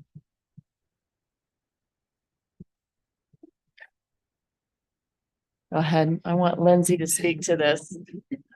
I think this was really hard work for the subcommittee and for the team as a whole, because it feels like it's calling out a specialty group, and why is that happening? But I think the survey that Heather referenced, it really showed, the staff survey, that the impact of not being able to fill these positions is creating intense pressure on general education teachers and building administrators, and there are just a lot of passionate concerns about what we're able to provide to our kids and some of our most vulnerable kids with that rate of turnover and without being able to hire. So part of that was 36% turnover over the past 2 years. A lot of that is cost of living and housing, and some of it is conditions related to the pressure of the job and the burnout with the job. And what I was mentioning, Heather, to include is we were not able in this past hiring cycle to fill any of those positions with someone traditionally licensed and certified. So everyone we hired either had to come in on start an alternative program, be on an emergency license, or we weren't able to fill all the positions and we had to hire online case managers, which actually creates more work in the building on the people who are in person to get kids onto a computer to do but they need to get onto the computer with the certified person.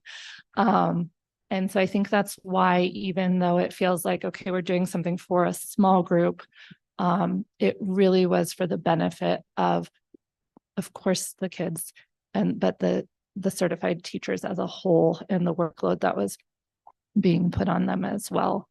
But I just really think this was deep and tricky work, and really wanted to honor the teachers on the team who worked through this, because it was complicated. The next thing, which really continues what Lindsay was just saying and making a difference for general education teachers, is that all certified staff that are attending an IEP meeting as a general education teacher, and if the student is a second language learner, an ELD teacher is required also to be at that meeting by law. And so we will now begin paying those certified staff members for attending IEP meetings. Recognizing that there's so much work beyond that 2 hours that we talked about already in teacher time that teachers are putting in. And sometimes teachers have 5, 6, 7 students in a class. between mild, moderate students and significant needs students that have IEPs, and that's a lot of meetings.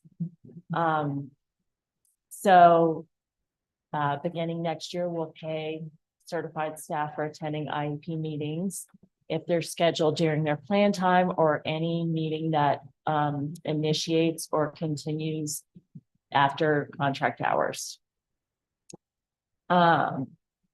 Special education teachers, early childhood special educators, and special service providers won't be included in this group to be paid because they are moving to that different salary scale. And then we have a document linked that just speaks to the additional duties for salary schedule for certified staff, and that came from last year's work. Each building is allocated next year. It'll be, I believe, $56 per student. A pool of money that each school will have to pay stipends to teachers. And so we linked that the additional duties salary schedule there because that IEP pay is now added to that document. And then Lindsay and Jason Santo from Basalt, who was also part of our subcommittee, worked to create an IEP meeting, some guidelines for IEP meeting compensation and the teacher release days. We felt like as administrators, these guidelines would be really for administrators, and they put their heads together. And I think also, did they meet with you, Anna, to talk about that? Nathan, okay. So that document feels like a really important document for us to pass on to the administrators for next year to help guide with this. Yeah, and provide some consistency from building to building. That was one thing we found, is that with the stipends, it seems that sometimes, depending on which building, it might not be interpreted always the same way. So we really wanted to, like, in our effort, which it sounds like is a big effort, to just like tighten up our language, be really clear and concise. And that's what we were trying to do. And now we're on to this, and I think that's back to Rob. Thank you. So we did just want to update, because this came out of last year's IBB, was the agreement that we would work on a collective bargaining contract. We are working on that, and I hope to be here sometime in May presenting that to you.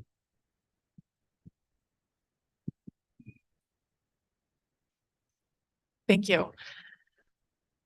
We're going to go around 2 minutes for each. That was a lot to cover in 2 minutes, but we'll do our best, and then we'll have 5 minutes of open discussion.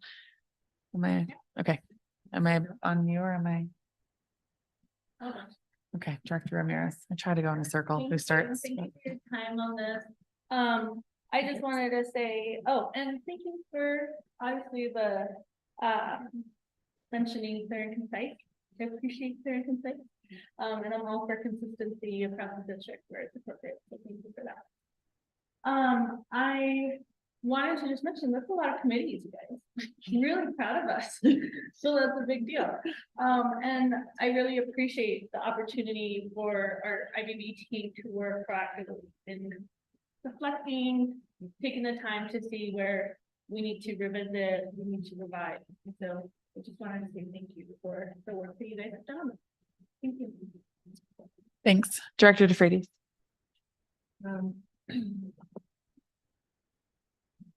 Yep, just echoing the amount of work and hours. What was the number of hours that was estimated was put into IBB this year?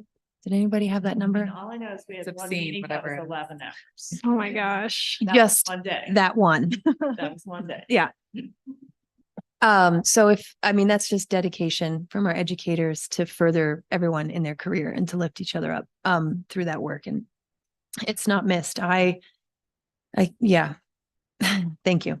I had a quick question One, how will these changes be communicated to staff? Especially things like the additional compensation for IEP meetings, and then not only communicated, but equitably followed up on, because is it going to be a payroll thing where you have a separate line and you have to train people how to use it and log it, and kind of those just gets lost in translation weeds sometimes. Is that an Anna question or a Rob question or I don't know. Maybe a Nathan question. I'll start with our initial communication out to all staff has already happened. They have received that slideshow and a written document that goes along with it.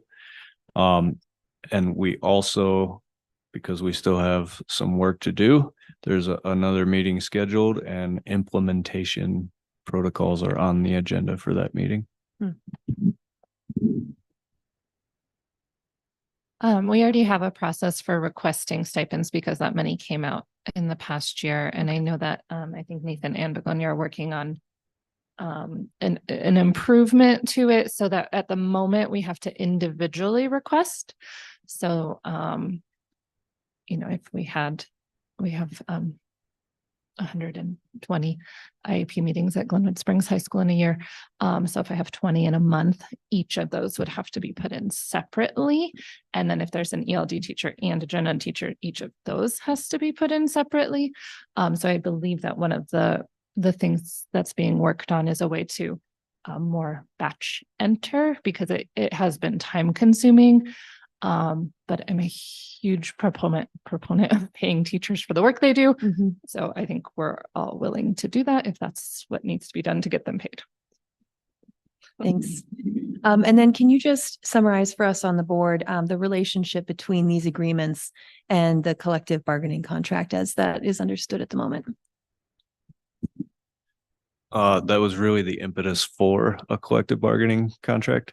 What we have done to kind of get our first draft was to go back through all of our previous IBB agreements and put those together in a single document. And that's the work that working group is doing right now, is going through all that language, making sure that it is consistent with those past agreements, how that interacts with policy, making sure different articles of the contract agree with one another is kind of where we're at right now. But that's really the primary motivation for having the collective bargaining contract, is to get all of our past work into one place that teachers and administrators and other district staff can reference and easily. Thank you. Director Tytler, we'll go to you. Let me turn mics off while he's speaking.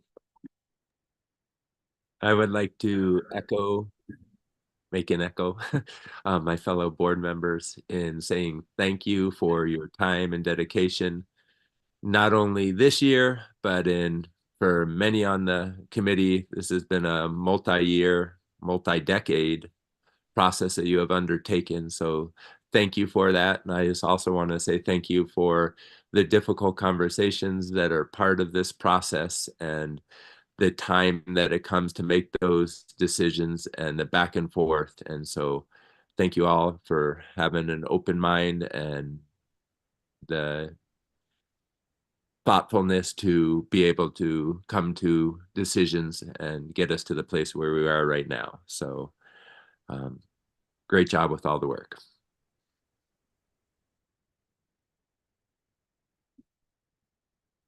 Thank you, Director After. Thanks. I think I know the least about this process of everybody in this room, so I'll just ask some basic questions if that's okay. How do the raises compare to last year? Approximately, are they more? I think they were actually slightly less than last year. Oh, they're less than last year. I think last year was 7.13 and this year's 7.06. They're similar. They're very Okay. similar. Okay, got it. They're Sure. Okay. It's primarily based on state funding. Yeah, okay. So when you communicate it with staff, how is it received so far? And also, is the communication that, I hope this is okay to ask, is the communication that like the union got these raises through, or is it like a partnership between the district and everyone on all the committees, or can you just kind of walk me through that? Because I'm not sure, I'm not clear on that. So I think we really try to emphasize the collaborative nature of interest-based bargaining. This is a process that has existed in this district for, we think, 24 or 25 years now, where so the way the IBB committee is formed is there is a teacher representative from each school. There are 3 administrative representatives from each school, 1 from each level, elementary, middle, and high. And then there's the district office team, which is chief financial officer, chief of human resources, chief of academics, and superintendent. And so like the communication that we sent out at the end of our work last week, that was a joint communication. We actually stayed that extra hour to write it all together. And so I guess my personal philosophy as leader of the teachers union is that this is not work that we've done on our own. This is not just a teacher driven thing. This is a collaborative effort. And that's what we discuss every year comes from the survey that we send out. But that's not exclusive. The administrative team also brings their interest, and it's actually surprising at how often those interests overlap. Mm-hmm. Great. The slide 5, that table, I think it's slide 5 with the green highlight, is very powerful, and probably as a recruiting tool for the district as well. Do you know what the average salaries are helpful? Do you know what our median salaries are? Not off the top of my head. I'd be curious to know. Nathan Markham could probably tell you Okay, that thanks. off the top. Oh, yeah, good point. Okay, fair enough. And then what, just on the special ed, the slide on equal compensation for all certified special ed staff, Heather, I think. Yes. What was the status quo before? So prior, at the beginning of this school year, and this will not take effect until next Okay. school year with the change in compensation. But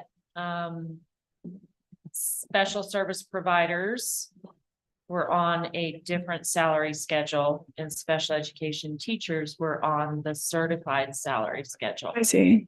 And so now you will see the link shows salary schedule A and list who is included on that, which is pretty much certified teachers and school counselors.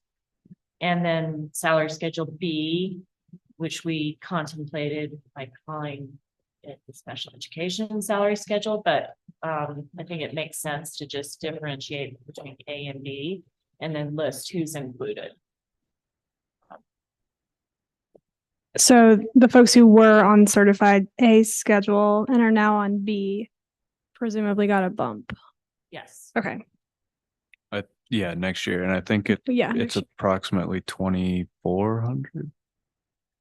20, it's okay. Yeah. Okay. Thanks. Amazing work. And, thank you. And I looked up the number last year. I think it was 7.13. This year it's 7.60. I was reversing the numbers. Thanks. Great. You done? Thank you. Thank you all for all of the work on this. I know that it is exhaustive, and it's clear the amount of work that's been put into it. I had one specific question about the sped work. In early childhood classrooms, are the gen ed teachers just being paid their hourly rate to attend IEP meetings, or was there any allocation made for them for attending? Any general education teacher will be paid ECE, yeah, ECE, they're not certified. ECE, so any, and they're, I see. So I'm what you're assuming saying. they're just being paid their hourly rate Yes, for IP exactly. meetings. Okay. Yes, yes. And then I need to make a motion for us to take action on any changes to the salary schedule. I just looked up the statute. So when we do have salary schedules, the board needs to change them with action, or else the previous schedule remains in place until action is taken. So if we want to retroactively apply this, we need to take action tonight. So I'm going to move that we add an action item right now after 9, whatever we're calling this, A. And I'm moving that we take action to approve the proposed salary schedule for the 23-24 school year, correct?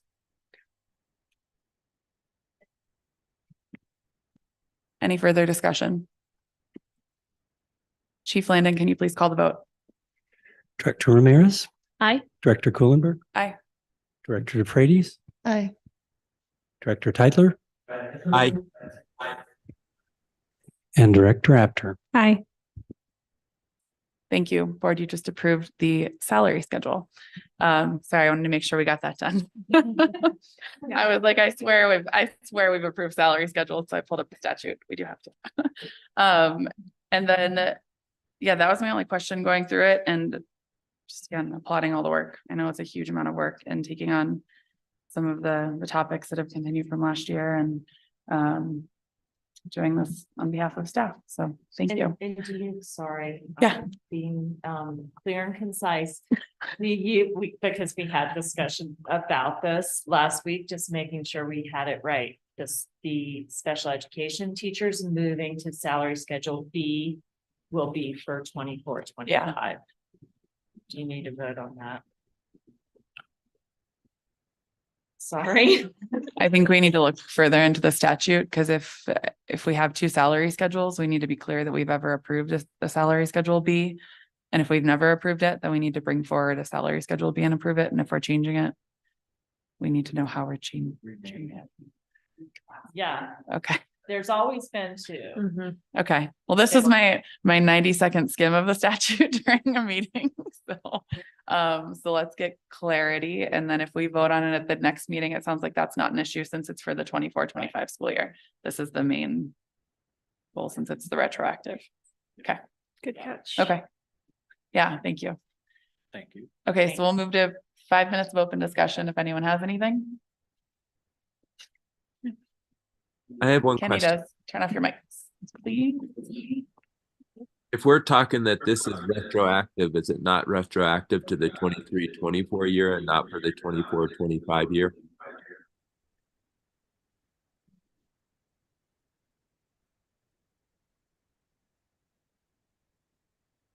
Pete? Did you hear me?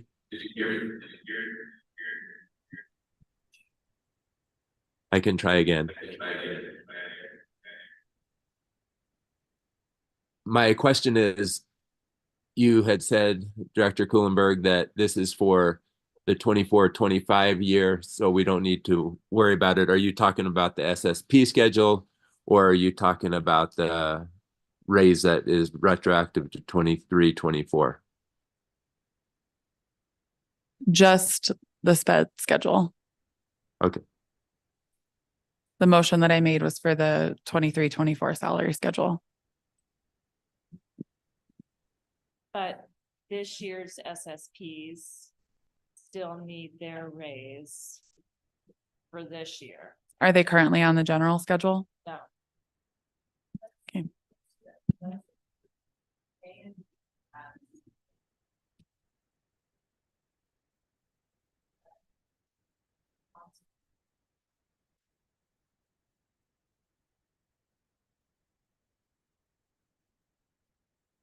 Do we have a full copy of the new schedules? Yes. I see the 24-25. They're linked in the slideshow. I didn't see that. Oh, okay. On Got it. I didn't see the tab. Thank you. Okay. I make a motion that that's okay. You can do it. I make a motion that we add to the agenda an item to approve certified A schedule and certified B schedule salary schedules for the 23-24 school year. And I still think we're going to need to do a separate one for 24-25 because we don't have that proposed schedule in front of us. It's the same. The retroactive one, yes, but the 24-25.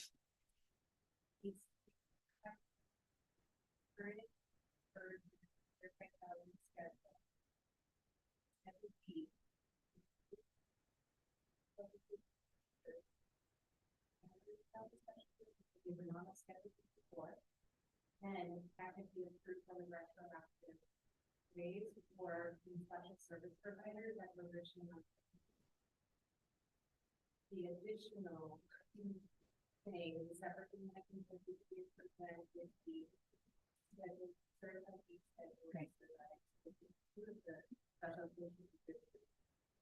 Exactly. Yeah.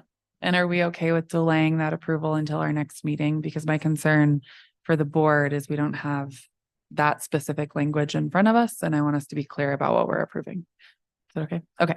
So I'm going to remake my motion. I make a motion to approve the certified salary schedules A and B for the 23-24 school year. I second. Any discussion? Chief Landon, please call the vote again. Okay, and Director Ramirez is not here. That's okay. We still have quorum. Director Kuhlenberg, Aye. Director DeFreitas, Aye. Director Teitler, Aye. Director After, Aye. and Ramirez. Thank you. Thank you all for bearing with us through that to get that done. I wanted to make sure that we got that approved so we didn't hit any bumps after wagering catch. tonight. Okay. Any other discussion on this? No. Okay. Thank you. Thank you.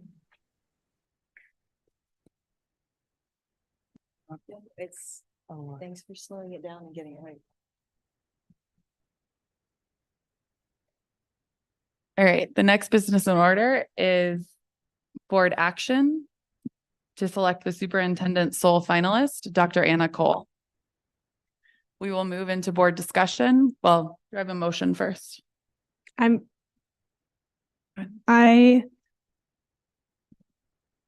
move that the Board of Education, wait, wrong. Sorry. Can someone else do it? I move that the Board of Education select Dr. Anna Cole as the sole finalist. Thank you. Is there a second? I second. We'll now move into discussion. And we will start with Director DeFreitas. All right. So in the day-to-day life of being a school board director, I've quickly learned that there are a lot of small ways which I can help support the students and teachers that I'm here for in this district. Much of the work is done through policy, committees, building relationships, finalizing budget, and much of the work is very slow, mostly quiet, and often not well attended. And what I've also learned is that hiring a superintendent is none of those things. It is very public, very scrutinized, and very heavy, and that's as it should be. So many people's lives are directly impacted by this single decision. So many students' futures, the day-to-day lives of teachers and families, the decisions that parents make, whether or not to trust us with their children. Being one of only 5 voices to make this decision for our entire community, for hundreds of teachers and thousands of students, is where I have felt the weight of this community's trust in me most acutely. Listening carefully to that community has helped me feel confident in this decision, and I look forward to that community's continued demand for accountability for all the consequences of this decision, intended or otherwise. But what I want to take a minute to do is state clearly that I'm excited about the future of this district under Dr. Cole's leadership. I'm excited about her excitement for the position because the days will always be long. I'm excited about her growth mindset and her willingness to not only hear, but to seek out feedback from the board, from teachers, from students, and from the community, because if that feedback stops coming, then that's when we know we have a problem. I'm excited that she speaks the big problems out loud, no matter how impossible they seem, whether it is facing the reality of our unacceptable opportunity gap between white and Latinx students or the unacceptable rate of teacher attrition in our district. We must use every tool at our disposal to continue to address these with urgency and persistence. I am excited that she values the professional experience and perspective of educators and staff at all levels. The people who work face-to-face with students every day, all day, must always be a large voice in any solution we find. And I'm excited for the opportunity to work with and support such an incredible leader, to continue to provide transparency for our community and to be personally challenged to grow as well as she moves this district and our community forward. Thank you. Director Tytler. I would like to echo many of the same sentiments that Director DeFreitas just said. I want to say, first of all, thank you to the advisory committee who took many hours out of their busy lives to give us feedback. Thanks to the focus groups who came at different times, the people who came to the meet and greets. Thank you to the schools who had us in walkthroughs with the candidates. And I would like to say also thank you to Dr. Cole for being willing and accepting and wanting to take this position on. I know I've checked in with her throughout her interim time and often would ask her, how are you feeling? Is this overwhelming? Are you liking the job? And her answer was always, I'm loving what I'm doing. And she hasn't seemed overwhelmed up until this point, and so I think it's a good road ahead for her. And I would like to say that I think we're making an excellent choice with Dr. Cole in her ability to work with others, her ability to bring people together and reach consensus. As Director DeFreitas mentioned, her open-mindedness to new ideas and to receive feedback. And also, as Director DeFreitas mentioned, that her focus on the big topics that are facing our school district, such as housing, and calling out the opportunity gap and saying that that is her number one thing that she wants to work on as a district. She said it in her application, she said it through her interviews, and I'm looking forward to having that put into action, how we can look to support our Latinx students in a way that we haven't necessarily supported them in the past. And I'm looking forward to a partnership that really works towards finding out the needs and, if necessary, putting the extra resources towards doing that in order to make sure that we are closing that opportunity gap. And so I'm excited about the direction of our district.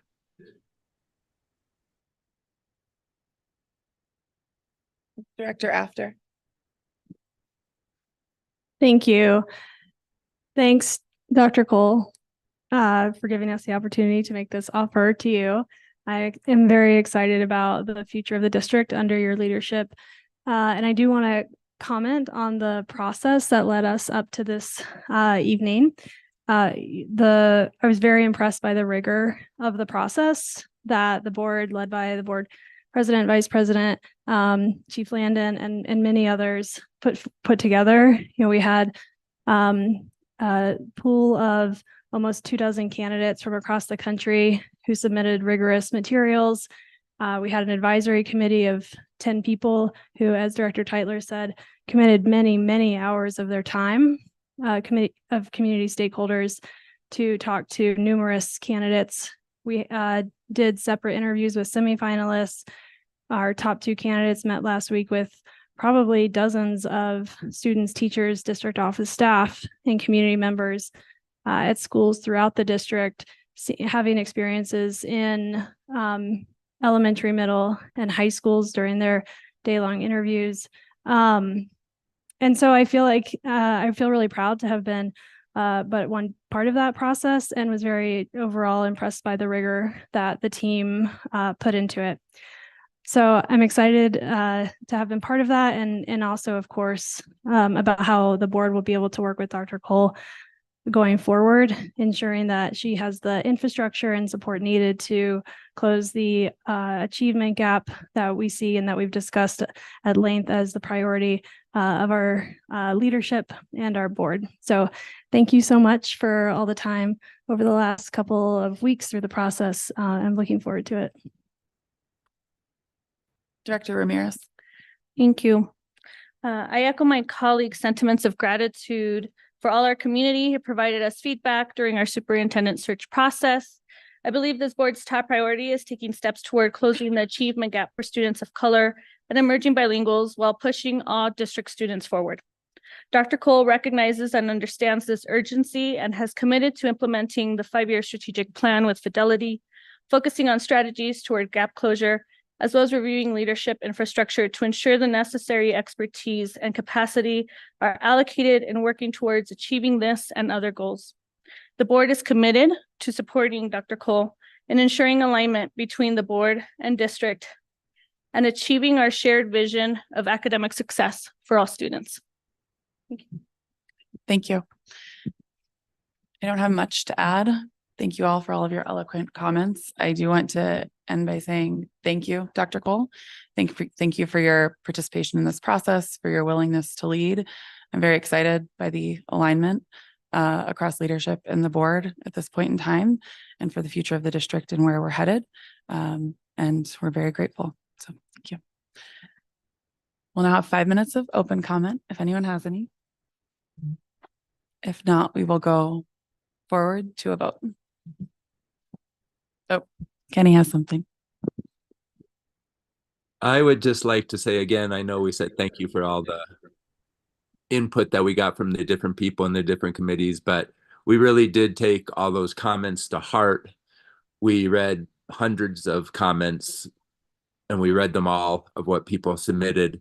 And I recognize that there was different opinions and there are going to be people who probably feel like their voice maybe was heard or wasn't heard, but I would just like to say that I feel that as a group, we really did listen to your comments, talk about your comments as a group, try to categorize your comments within subgroups. What did the teachers think? What did the executive team think? What did students think? What did the advisory committee think? And we sort of like talked about them as subgroups, talked about them as whole groups, and really gave a lot of credence to those comments. So I just wanted to make sure that it was known how much we did take that into account. Thank you. Is there anything else that anyone would like to add?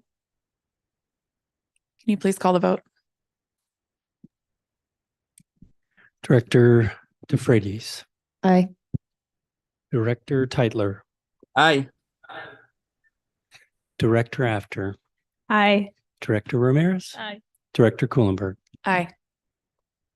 Motion passes.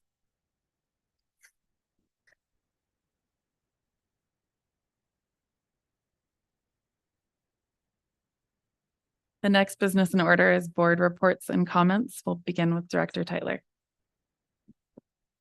So just a couple of comments. The Housing Committee has done a lot of work recently about figuring out what's going to happen with the Meadowwood housing units and really has put in a lot of legwork about how those will be distributed, what the point system is going to be with that has been a big part of the work. And I just want to say thanks to Chief Bompak, who's taken over leadership this year of that group and has done a great job, and all of the participants who have done a lot of work for many years on that group.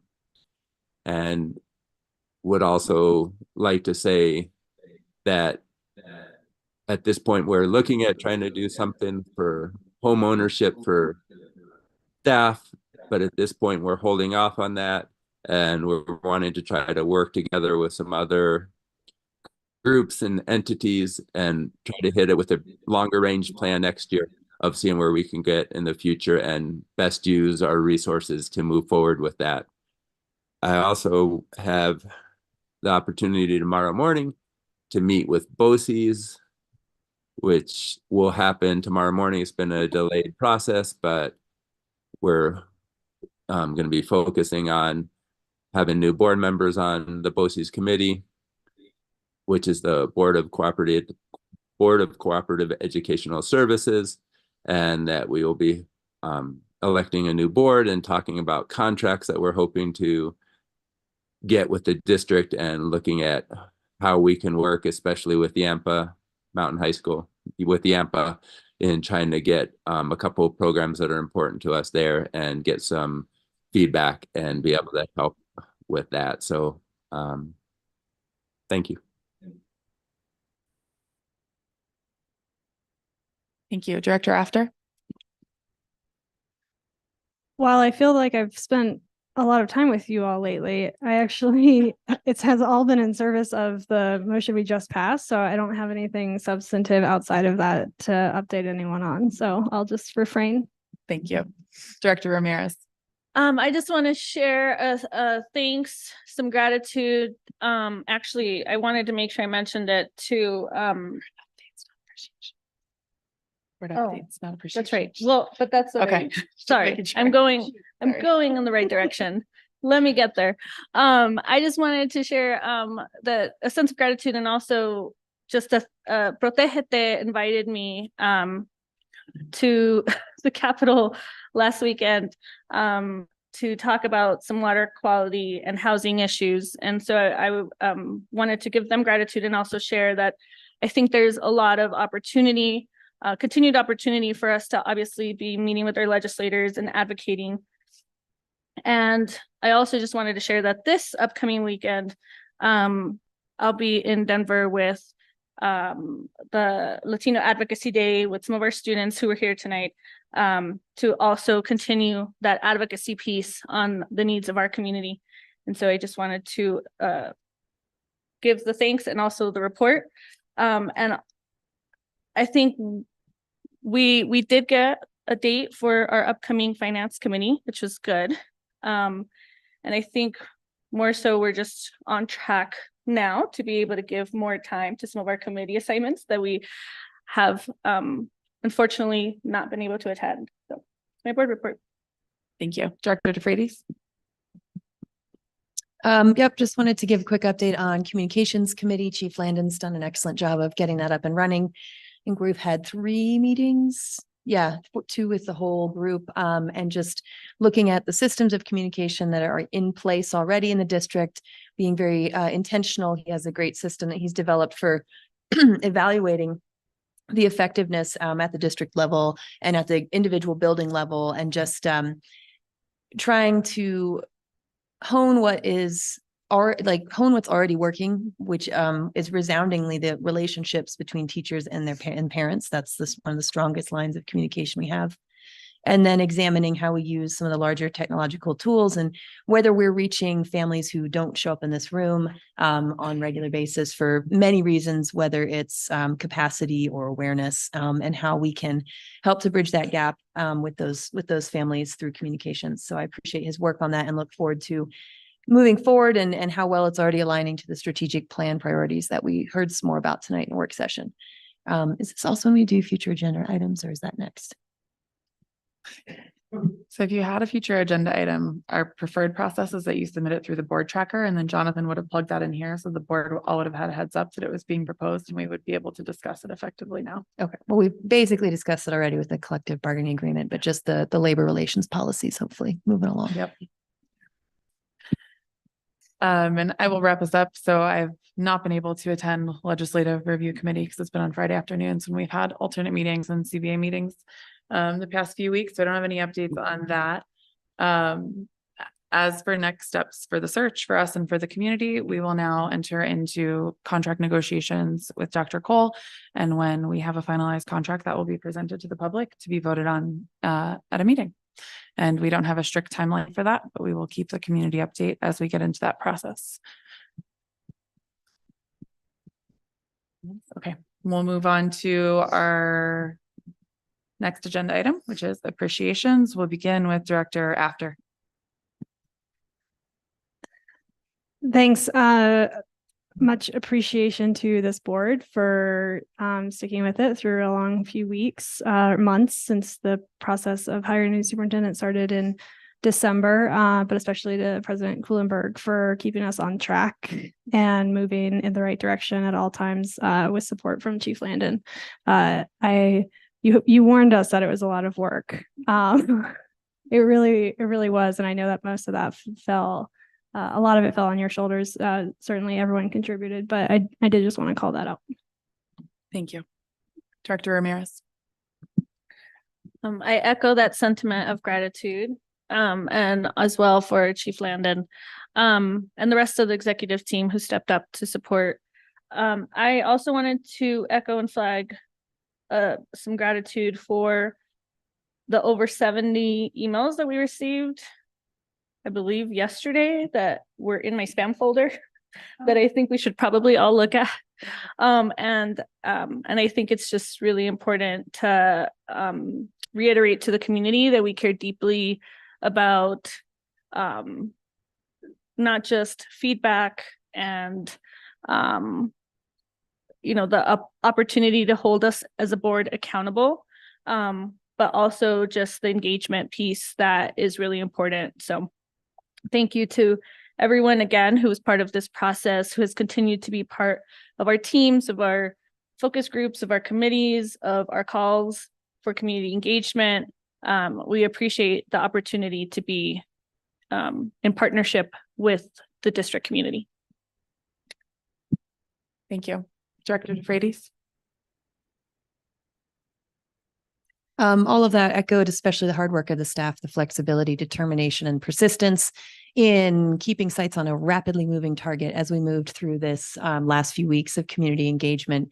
Not just clarifying with us as the board what we actually wanted to have happen, but then somehow effectively communicating that to our school leaders who were equally adaptive and for the most part extremely welcoming. And we appreciate all of those leaders who took the time to show up prepared to engage with these candidates and understand that that communication is a central part of how our district is represented in the larger whole. So I just wanted to appreciate those. Thank you. Director Tytler. I would echo what I've heard from my colleagues, but specifically want to say thank you to the board in general throughout the process of looking at applications to choosing semifinalists to finalists. That wasn't always in agreement as a board, and I appreciate the time and patience everybody had with each other on the board and listening to each other and coming to a decision as a group. So thank you. And I would also want to give a shout out also to teachers that right now we're in conference time, and I'm very well aware of what that means for your schedule, for your tiredness, for your extra effort that you're having to give again and again, and then it seems like again. So thank you for this week especially, which makes it a very hard week with conferences, but on what you get back I know is worth it, but your time and effort is appreciated.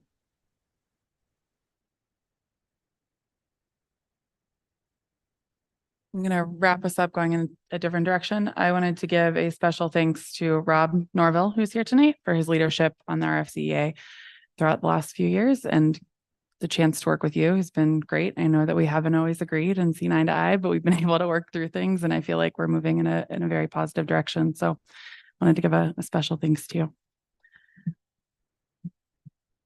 Okay, so the board is now moving into executive session pursuant to CRS section 24-6 4024F to discuss personnel matters, specifically the superintendent's annual review.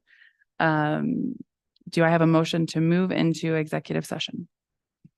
Can I ask a question? I move that the Board of Education move into executive session pursuant to CRS section 24-6 4024F to discuss personnel matters, specifically the superintendent's annual review. Is there a second? I second. The board will now move into executive session. The time is 8:49 p.m. Can I ask something before we do that? Will I be sent some link to get there? Yeah, we'll get you in. Thank you. The board will return after we exit executive session and close the meeting. All right.